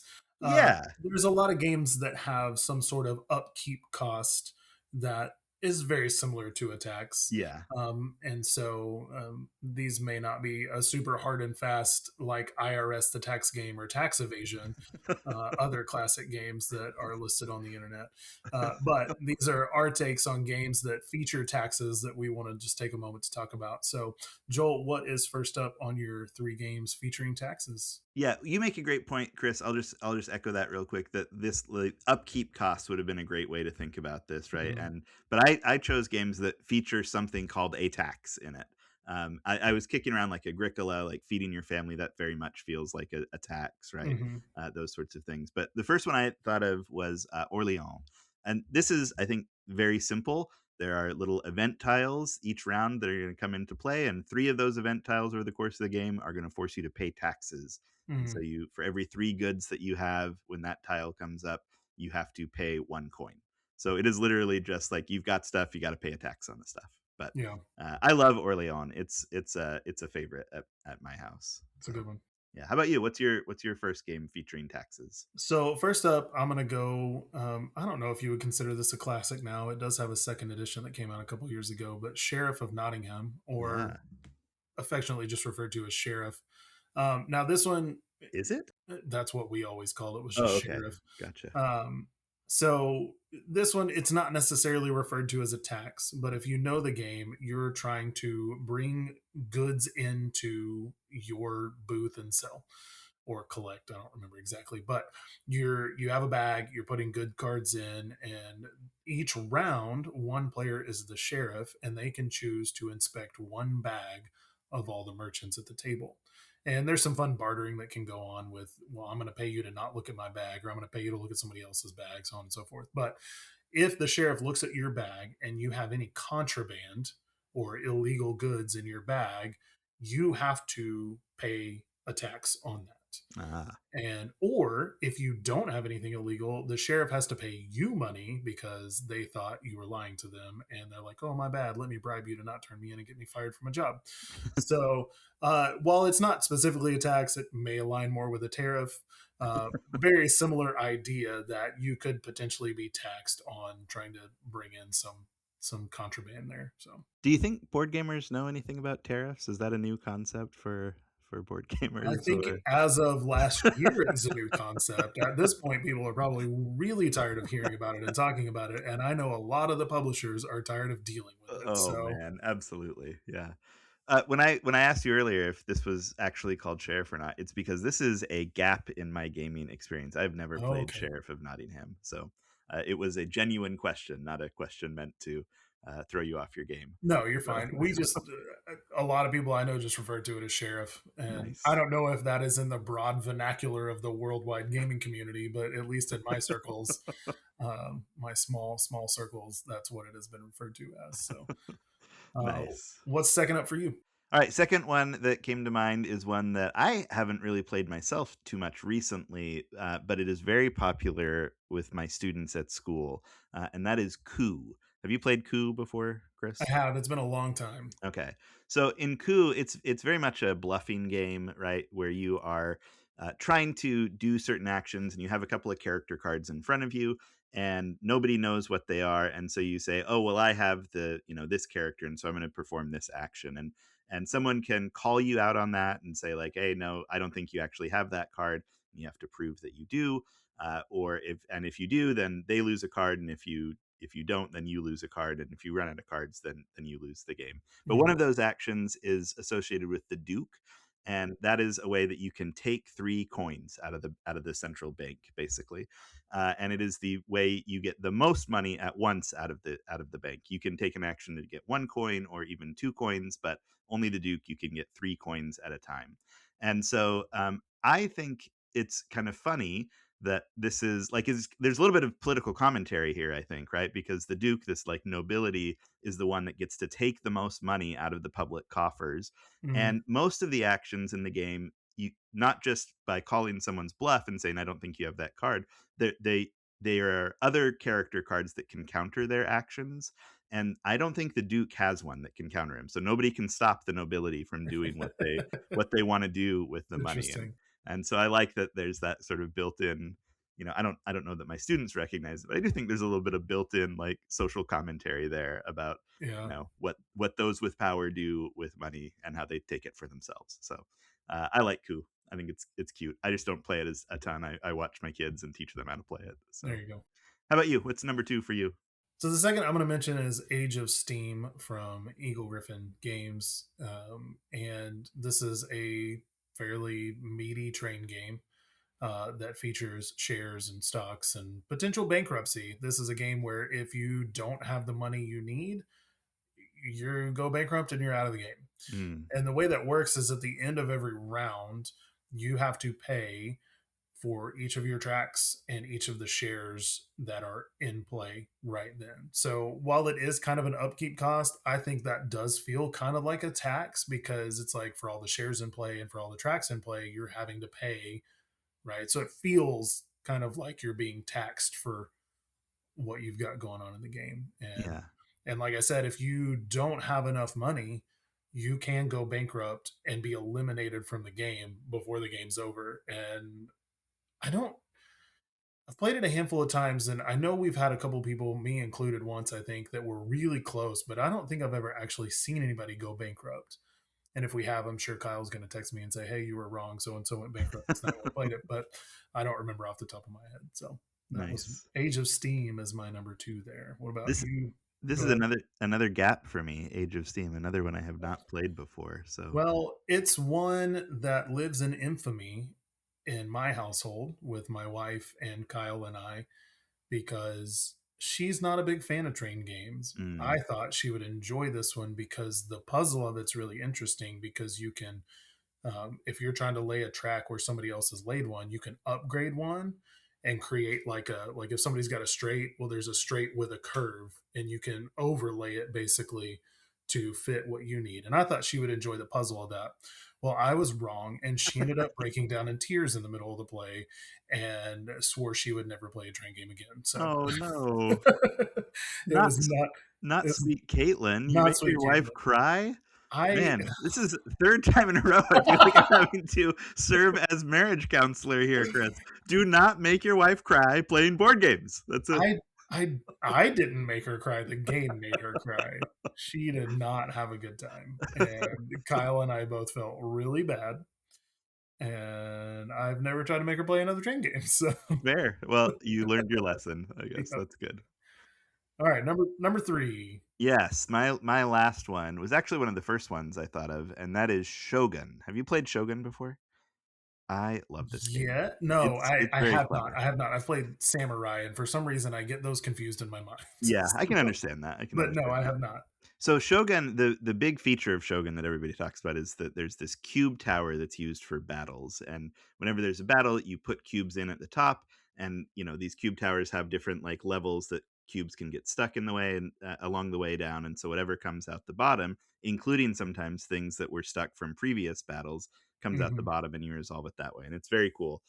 I really like this one. This was one I played at my first game convention, Tantrum Con, and Nice. I liked it so much I went and bought a copy later. But in the game, you need money for a lot of things. You need them to build castles, to build temples, to build theaters, and to deploy your armies, which is great. And so, one of the main ways that you get money is that you can tax your regions, right? Tax regions that you can control in some ways. And the thing I love about it is that you can do that once, and then if you tax that same region again, they will revolt and the Oh, farmers will fight you, and you have to pull nice. these green cubes, which are the farmers, and add them in. They'll fight whatever army you have present in that region, That's and great. the green cubes never come out on the board, but they go into the cube tower, and so then you have to like defend yourself against the people for having taxed them so mercilessly. So That's again, fun. little political commentary there, but it's great. I love it. That's really cool. Yeah. What's your number one?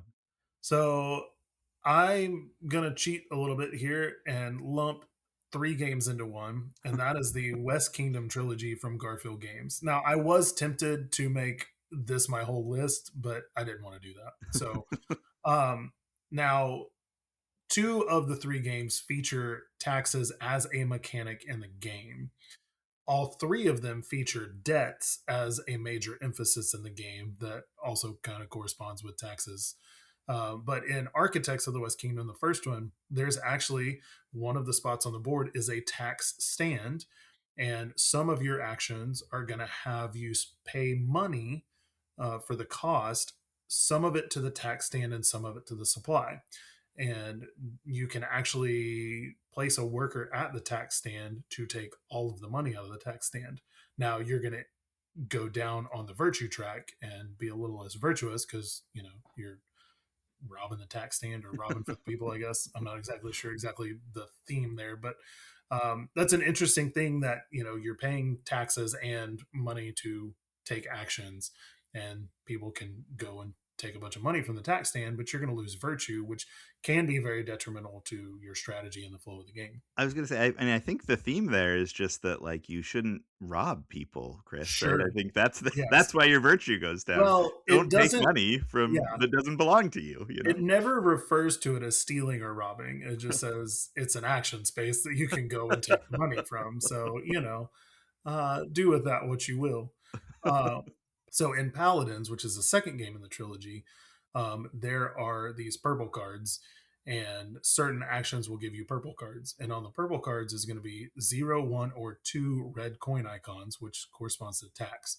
And there's a tax supply on the table, and if you have any red coins on those cards, you take it from the tax supply. And when the tax supply is emptied, it triggers what is called an inquisition in the game. And whoever has the most purple cards has to take a debt and then discard half their purple cards. Gotcha. So, um, which can be really a really interesting strategy to take a bunch of purple cards because you're going to get some more money easier, but you've got to make sure that you have a way to pay off your debts, because if you don't, they're negative points at the end of the game. And Right. so I usually try to do that as much as I can early in the game and then make sure I'm going to be able to pay all my debts off. And Caitlin always rolls her eyes because she's like, here he goes again, getting all these debts.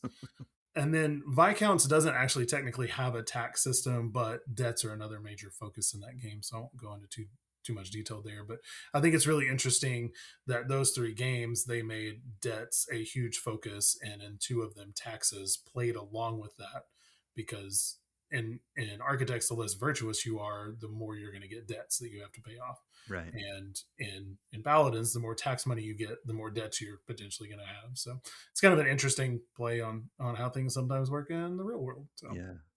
I have played actually Architects and Paladins, so at least I have played something that you talked about here in this list. Though I do have to say, Chris, including 3 games as one entry here, does that count as cheating on your taxes? I feel like maybe it does, at least cheating on your tax list. I don't I'll know. have to call my accountant and ask.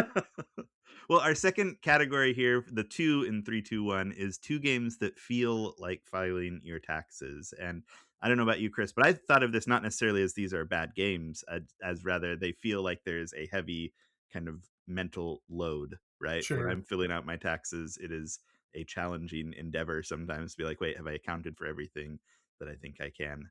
And I sure, always have stress before I actually sit down and fill them out. So do you want to start with this one? What was your first sure. game here in the games that feel like filing your taxes? The first one I'll mention is Pipeline, which is a really meaty economic game that is one of the few games that I've played that my brain just breaks. Like Mm, I've tried it. So I played it with Kyle and another person, and the third player, you tell that person to make money in a game and that's how you win, they're going to win. I don't know how it works, but if making money wins you the game, they're going to figure out how to do it, even in a game that doesn't seem like one their brain's going to click with. right. And Kyle's really good at the game too. And I got obliterated the first time I played it. And it was one of those that I remember I didn't know if I wanted to play it again because of the experience I had. And but I told him I should try it again and try to figure it out. So he and I played it at 2 players, and he really tried to help me figure the game out as we played. And I still just my brain cannot comprehend it. And so that is one that feels, so I went a little bit more negatively with these 2 games than you did, I'll admit. That's one that is just grueling to me, and when I think about it, I'm just like, oh gosh, like my brain hurts thinking about when I played the game. And Yeah. it's funny because I told him that that was one of the 2, because I was asking him for his thoughts on games that feature taxes. And so I told him what we were doing, and I said, spoiler alert, Pipeline's going to be one of them. And he was like, man, you suck. So I was like, I'm not saying it's a bad game, but I don't get it. Yeah. And it's beautiful and it's well produced, but my brain just can't handle it. So Yeah, fair enough. I did go with games that I do still enjoy and that I like. I just think that I have to brace myself to play them a little bit. You know what sure, I mean? yeah, that's fair. So my first one that I talked about was or that I want to talk about was Clinic Deluxe Edition. I think is the only version that's in print right now. Hmm. Um, have you played Clinic by any I chance? haven't. I would really like to though. It's a game where you are building a clinic, as you might expect from the name, Hmm. and it's just got a number of elements that like require you to think in ways that lots of times games don't. So on one hand, for example, you need to think in 3 dimensions because you're building your clinic, and there are these little isometric view tiles that you're playing down, but there are like limitations on where certain things can be located in addition in relationship to others, and so you're building a first floor, a second floor, and a third floor kind of separately, and then trying to make sure like, okay, this room is actually above this room on the first floor, Mm, and so there's a connection there that I can think about. There is uh, you have to think about like hiring and admitting patients, and do you have space for them, and where are they going to go, and how difficult is it to get them from the entrance into the correct examination room, because that takes movement along these like mm. adjacent 3 dimensional spaces. The famously, my favorite part is you have to think about parking. Like you have to build parking spaces so that there are places for doctors and patients to park their cars so that they can get Absolutely. into the clinic and things like that. There are tons of modules you can put in that are like, how about janitorial staff? How are they going to work here? Or what about accountants? What do you need there? Or you want a special wing that's dealing with this sort of specialized disease. How are you going to do that? Like there are just tons of different ways that you can Mm. add these little variants that each one just gives you a little bit more to think about, and over time you're like, I do not know how to keep this all straight in my head. Like, I think I can do this, but I need like a second to figure out. All that said, it's not like I didn't find it to be like one where you're stuck with analysis paralysis or anything. It's just like a lot to comprehend as you're trying to Sure. figure out each round. okay, if I get this doctor and this nurse, I can put them here, which will allow me to get in these patients, and I need a parking lot. You know what I mean? It's like just That's that great. constant thing. So it's really fun. But that's one that, yeah, every time I'm like, I want to play that again, but I need like the brain space to do it. Sure. What was your other game for two games that feel like filing your taxes? So my second is Food Chain Magnate. Have you played this game? I have not. I have not. So I'll put it this way. If you're not familiar with Food Chain Magnate, if you are, you'll know this already. But if you're not, Food Chain Magnate is a game that you can lose on the first turn and be stuck for 2.5 more hours. And I'm not saying that happened to me one time, but it happened to me one time. And it was absolutely miserable. And yeah, I don't know what else to say about it, but you think about filing your taxes, you can lose before you start. Yeah, And this game makes me think of that. So that's all I'm going to say about Food Chain Magnate. It's heavy. Again, it's not a bad game, yeah. but it's just not one that I've ever wanted to come back to because of the experience I had. So just the one play was enough that you're like, I've no, played thank it you. twice. Oh wow! So you did And go back once. this was before. So Kyle, when he got it, he and I played it, learned it, and played it together. And I actually didn't do terrible, but then we played it again with two or three other players, and I was just like, I don't have any desire to ever play it again Yeah. after that. And so, and now people love that game. They just did a deluxe Oh yeah. That they did a Lucky deluxe Duck super version. fancy edition on Kickstarter that I've seen at a convention and it looks amazing on the table. Yeah. But even just that super high production and great looking stuff doesn't make me want to play it again. Yeah. Although Kyle's gonna try to make me play it again, but we'll see how that goes. I'll report back. The dead look in your eyes when you say Kyle's gonna make me try and play this again says everything that I need to know, right? And I hope he listens to this. All right. Well, my other one that makes me feel like filing your taxes. I've flopped back and forth between two Mind Clash games, both of which I really enjoy, both of which are in my collection. I've eventually decided on Tricarion. Tricarion. Have you played Tricarion, Chris? No, it's one that I'd really like to try though. It's It looks great. good. It is beautiful. It is one of my favorite looking games on the table, but there is just a lot to think about. The goal, as you are performing magicians who are going to perform on stage on one of the available nights, you've got to figure out what night are you going to perform, what tricks you're going to perform, what do you need to buy materials wise in order to Mm, be able to perform those tricks. And of course, it's not like everything's just available to buy all the time. So, sure, okay, I need these elements. Are they even in the market right now? Okay, they're not. That's going to change my costs for them. How do I figure out how to get enough money in order to do the things? And I don't even have enough assistants to send to all these places that need to go. There's just sure, there's a lot to kind of consider in order to make your final performance actually work effectively. And I'm just touching on a few of the things here. sure, It's also delightful when it does work, when you're like, oh yeah, I'm doing exactly the things I need to do. I've got the people in the right places to get the right materials to practice my trick, and now I'm going to run this trick, and it's perfect, and I got this time slot I wanted on the night that I wanted. Like, that is really rewarding, but getting there sometimes can be like, wow, I am not sure what to do. And it's one of those games that has like a pamphlet is the player aid, right? love that. That's so Where it's good. like, Yeah, here's 14 pages of your own to deal with, right here. This is not the rule book. This is just your help aid to understand what you're doing here. I don't know if yeah, it's 14 pages, but it's it's good. significant enough that it's Yeah. like, oh wow, what am I into here? But it's great also. So just I a lot really of enjoyed it as well. forward thinking and planning, Yeah, it sounds like. exactly. So, Exactly. yeah, I mean, that sounds like tax season. Definitely. Uh, On that note, Chris, I have a question for you. Okay. How do you feel about tax season? Are you pro tax season or anti tax season?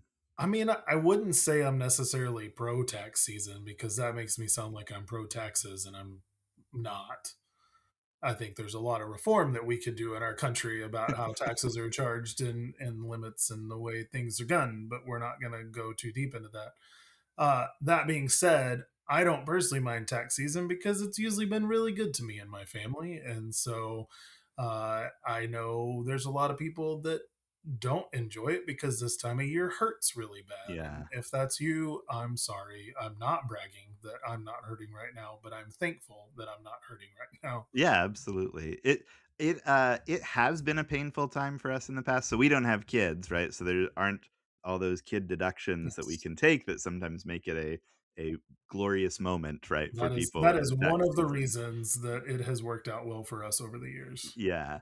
But, I will say that for a couple of years, I definitely had the wrong number of, withholdings being taken, Oh and so no. we would get to tax season, I'd be like, "How do we owe all this money, and where am I gonna find the money to pay all this?" Now, we have solved those issues, now tax season feels good again for us, There, and we're like, "Alright, we got some money back, it's great." that's good. But yeah, it can be high stress or low stress, but when that return comes in, right, that's a wonderful If feeling. that return comes If in. that return comes in, it's a wonderful feeling. So our 1 in our 3, 2, 1 is a game worth spending your tax return on.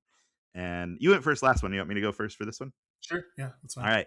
So I had a few different things that I was thinking about in this case. I did not wanna cheat on my taxes the way, Chris did earlier, and so, uh, Come on. so so I Just narrowed it down to only piling it 1. on this episode. It's our fun banter. It's our dynamic, right? Yeah, it's us. Yeah. So Uh charming. I chose one though that I think is a costly game. If you get a tax return back and you're like, "Wow, I want to treat myself," this is a treat of a game. But it is also a delightful game that serves multiple purposes in that it can be a piece of art on your wall as well as a wonderful game to play, and that is Crokinole. Mhm. I really enjoy Crokinole.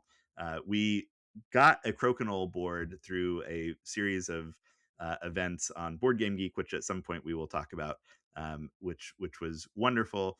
And I introduced it to my wife when this giant big package came, and she was like, "What is this exactly?" And I was like, "You know how you love air hockey? This is like air hockey without the air table, and we're just flicking the discs at each other." And she's like, "I'm in." Yeah, And so, absolutely. How could yeah, you say no to that? exactly.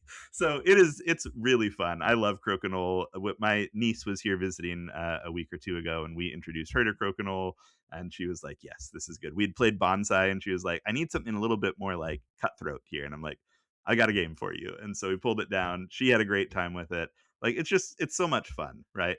A good board is probably a couple $100, but it's I think it's worth it if you are someone who likes those sorts of dexterity games and all the things that we talked about earlier in terms of air hockey and flicking things at each other and Yeah, the, absolutely. the glory of a great shot and the shame of Landing it being in the hole, it's oh perfect. man, yeah, it's So good. lovely. Good stuff. So yeah, Crokinole was my pick. How And about crokinole is something that if I can ever figure it out, I want to try to make some custom crokinole boards. oh man. But If you need to test one out and send it to someone to be like, "Hey, does this thing work?" Send it my way. okay, I'll keep that in mind. So my number one, since Joel's already accused me multiple times of cheating on my taxes, I'm gonna do it again. Uh, because and for reasons.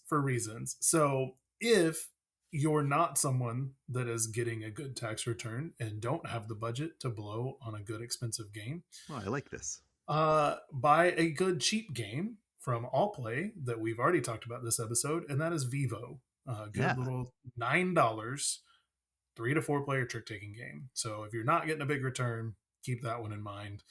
If you are getting a big tax return or have the budget to spend on a more expensive game, I'm going to say you should buy Galactic Cruise. Ooh. Galactic Cruise, again, if I had gotten my stuff together and done a top 10 of my new to me games in 2025, it would have probably been number one or at Yeah. least in the top three. And we recently pulled this out and finally taught it to our 11-year-old a couple weeks ago. And they loved it. And I was like, Yeah. this is my new favorite game. This is so good. Actually, did really well throughout the game. And so was really proud of them that they like, I was teaching it and I was like, this is not going to make sense. But they got it and they had a plan from the start and they stuck with it. And we're ahead most of the way through the game. Didn't end up doing great final scoring, but really enjoyed it, and it's just a great game. You can get just the base game for it's expensive, but it's fairly reasonable for the amount of stuff in Yeah, the box and the yeah, production value. Or if you're like me, and I believe Joel as well, you spend way too much money to get the two expansions, the card sleeves, the upgraded components, and the playmat. yeah. So, Man, um, it's beautiful though. so good. It's so And those good. metal coins, oh gosh, Yeah. so good. It's just a lovely production. Kinson Key has a new game coming out in the Galactic Key universe that I'm really excited to learn more about. I've just seen a Mhm. little bit of it at a convention, but like it looks like it's going to take some of those same concepts and things and apply them in a very different way. So I'm excited. But I love Galactic Cruise too. I think Yeah, it's a it's great great. game. And it's one that, like, I'm always down to play. Like, I would Yeah. play it right now if I could. It's really good. All right, so that was 3, 2, 1 taxes. If that's not enough things for you to spend your tax return on, there's always stuff that you can spend your tax return on in the board game Always. world. Maybe it's time we briefly check in with the highlight reel and see what is new on the crowdfunding scene that has caught our attention. How's that sound? Yep, that sounds great. So I'll take the first one if you're good with that. Yeah, sounds good. There are several games that launched as of this recording yesterday on Kickstarter that I'm eyeing, and one that's been on for a week or two now. And the first thing I'm going to mention is from Chris Couch Games. And that is, there's two games there. The main game is Garden Club, and then there's a smaller card game called Pedal that's in the same kind of theme and world, and it is from Andrew Stiles and Kristen Mott.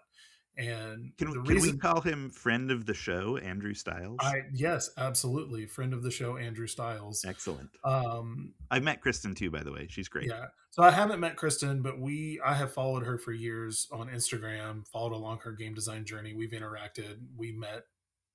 Actually, no, we did meet. I met her at Origins last year. I take that back. Um, and Andrew and I have met and hung out at several conventions and played some games together. Always happy to see him and see what he's got going on. And And Andrew and I were on Dice Camera Action podcast together from Matt Cousineau, our buddy, and yes, he's great. Andrew's awesome.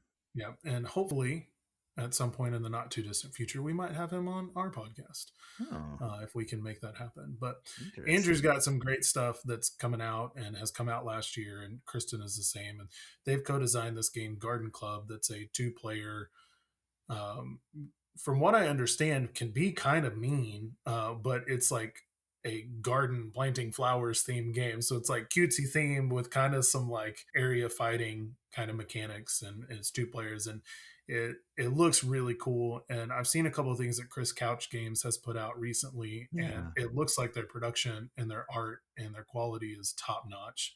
And so that's one I would consider. It's one that I'm considering. I really want to back it. I need to do some number crunching and see how much money I should allocate to Kickstarter games right now. yeah, But it is one that I am very much considering, and it is on through April 23rd. So when this releases, you'll still have a week to check it out and back it. So that's my first one. So what you got, Joel?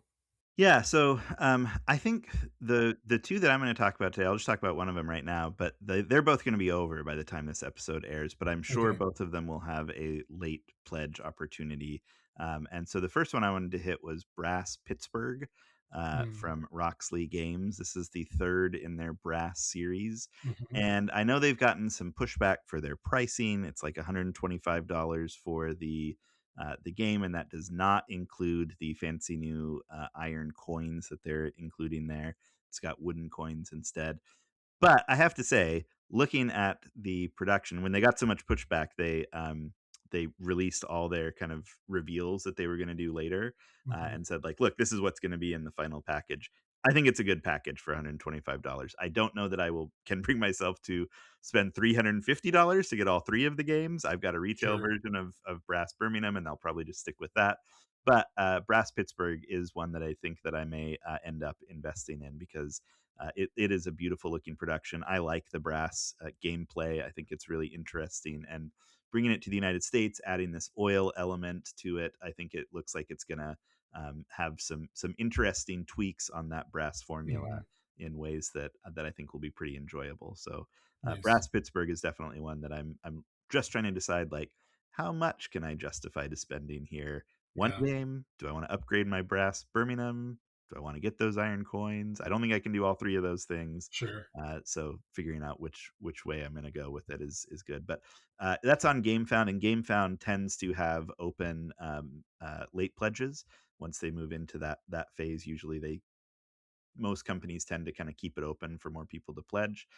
So keep an eye on that. If that is not one somehow that you have heard of Yeah. to this point, I think you might still have a chance to check it out. And if not, it'll come to retail. So Sure. if you don't want that upgraded version, the retail version, I'm sure will still be a beautiful production because that's what Roxley does typically. Yeah. And if you need to stretch your funds a little further, sometimes GameFound has stretch pay for their Yes, pledges and you can make payments over time. There's some ethical questions there on if you should do that or not, but it's a neat option to have. So, it's a good way to lie to yourself about how much you're spending. That's what I've found in my use of it. yeah. But But yeah, if you have, I think it's neat because if you have a bigger game that you want to pledge that you know you'll get your money's worth out of over time, but you can't put the yeah, full pledge and you need to just break it up over multiple paychecks, I think that's a really cool option. I do too. As long as you're still being smart with your budget and your money. Yeah, but the reality is that some people may not have $300 a month to budget to games, but they do Right. have, $50 a month. And so they can be like, hey, this is going to be my game that I'm going to buy over the next 6 months. And then I'll buy some new stuff Mhm. after that. So like, Yeah, yeah, I think it's an absolutely. option for people who want it. What else is on your radar, So Chris? speaking of game found and stretch pay, Quind, I think I'm saying that right. Quind Games. I think that's Joe. right. Okay.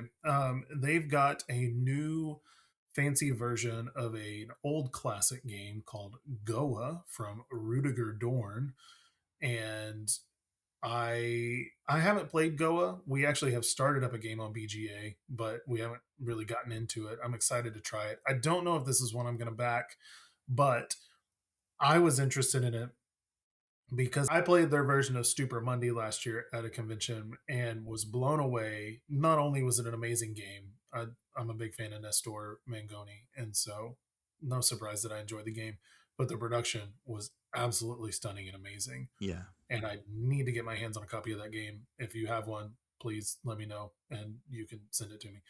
Uh, but I was intrigued by Goa as well because I've heard great things about the game. I like what Rudiger Dorn stuff I've played, and I knew that they would do an amazing job with it. And just seeing it, the art's amazing, the components they're doing, they're releasing some upgrades throughout the campaign. I don't know that it's one I'm going to end up backing. Now, had they been able to offer Stupor Monday as an add-on in the campaign, I would definitely have backed it. But unfortunately, they said that that's not going to be able to happen. They do have a Mm, couple of their other games as add-ons, but that's not one. But if you like Rudiger Dorn, if you like Goa, and you've played it in the past, and you think this is ugly, I need a better produced game, check this out on GameFound. It runs through the 25th of April. And the next one I'll say, I'm really excited to shout this one out. If you checked out our bonus episode of TokenCon that my wife and I did, we interviewed Absurdist Productions, which is a local Oklahoma design team publisher group, and they have a new game that launched on Kickstarter called Mirror Agents, which is a two-player hidden movement game where it looks really cool on the table, and the artwork's really cool, and it seems like a neat concept where you're both, a lot of times in hidden movement games, one player is being hunted. In this one, kind of their billing is that you are both hunting each other and being hunted by each other at the same time. mm. And so if you like hidden movement games and two-player games and that kind of like spy agent theme, check out Mirror Agents from Absurdist, and that is on Kickstarter through May 7th. And they've put out some really solid stuff, and this is one that looks like could be potentially their best game that they've put out. And so I'm really excited for them and really excited to check that out. How many times do you think when playing that game people say, "This time the hunter becomes the hunted"? Because it sounds like that's like the exact theme, you know? Yeah, I don't know. That's a good question. I'll have to email Will and Dave and ask them about it. Listen, not all the jokes can be winners, Chris. Sorry.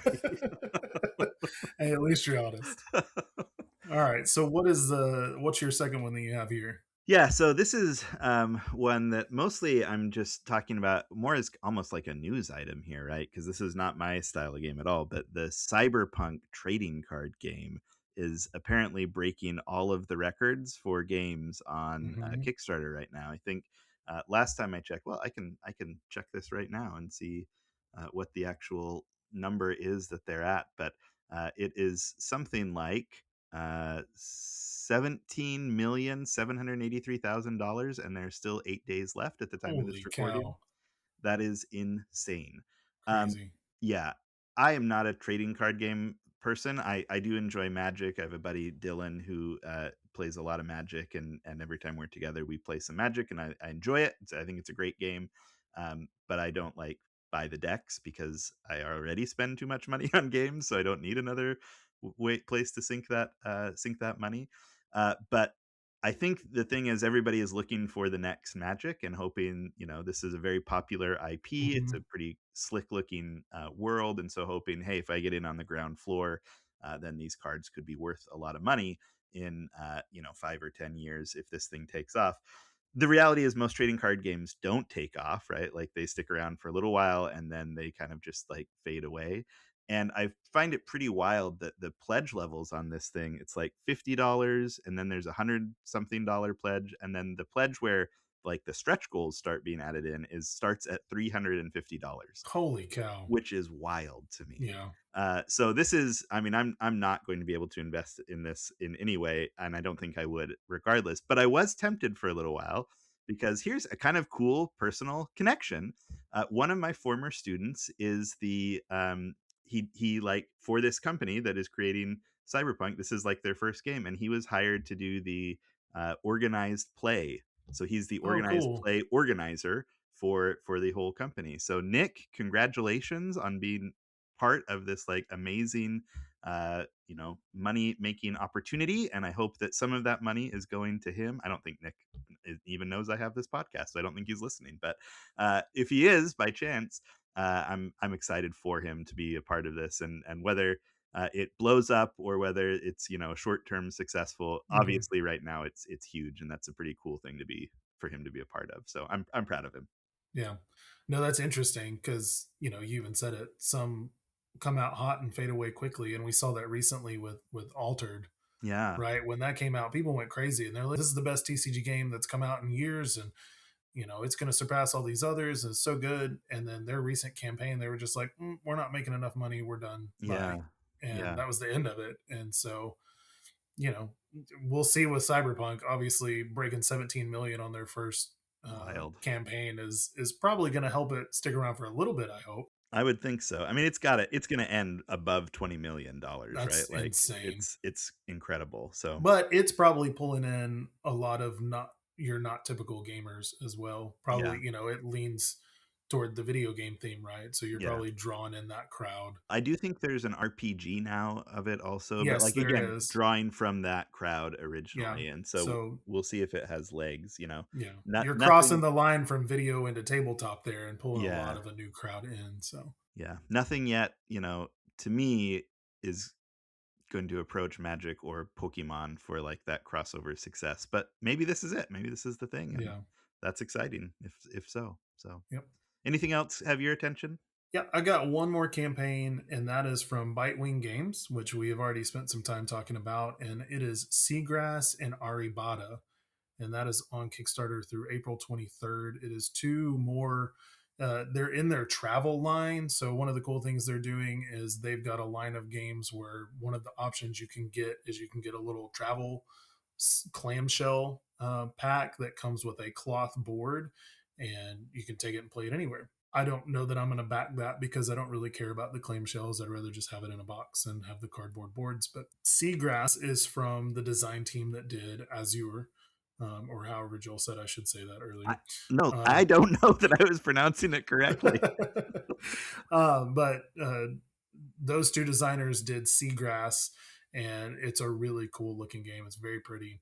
And Aribata also looks really interesting. Both of them are kind of like beachy ocean themed games. So if you're interested in abstract, uh, puzzly games where you're trying to group certain things together and block certain things and fight for space with your opponents, then these are two games that I would definitely check out.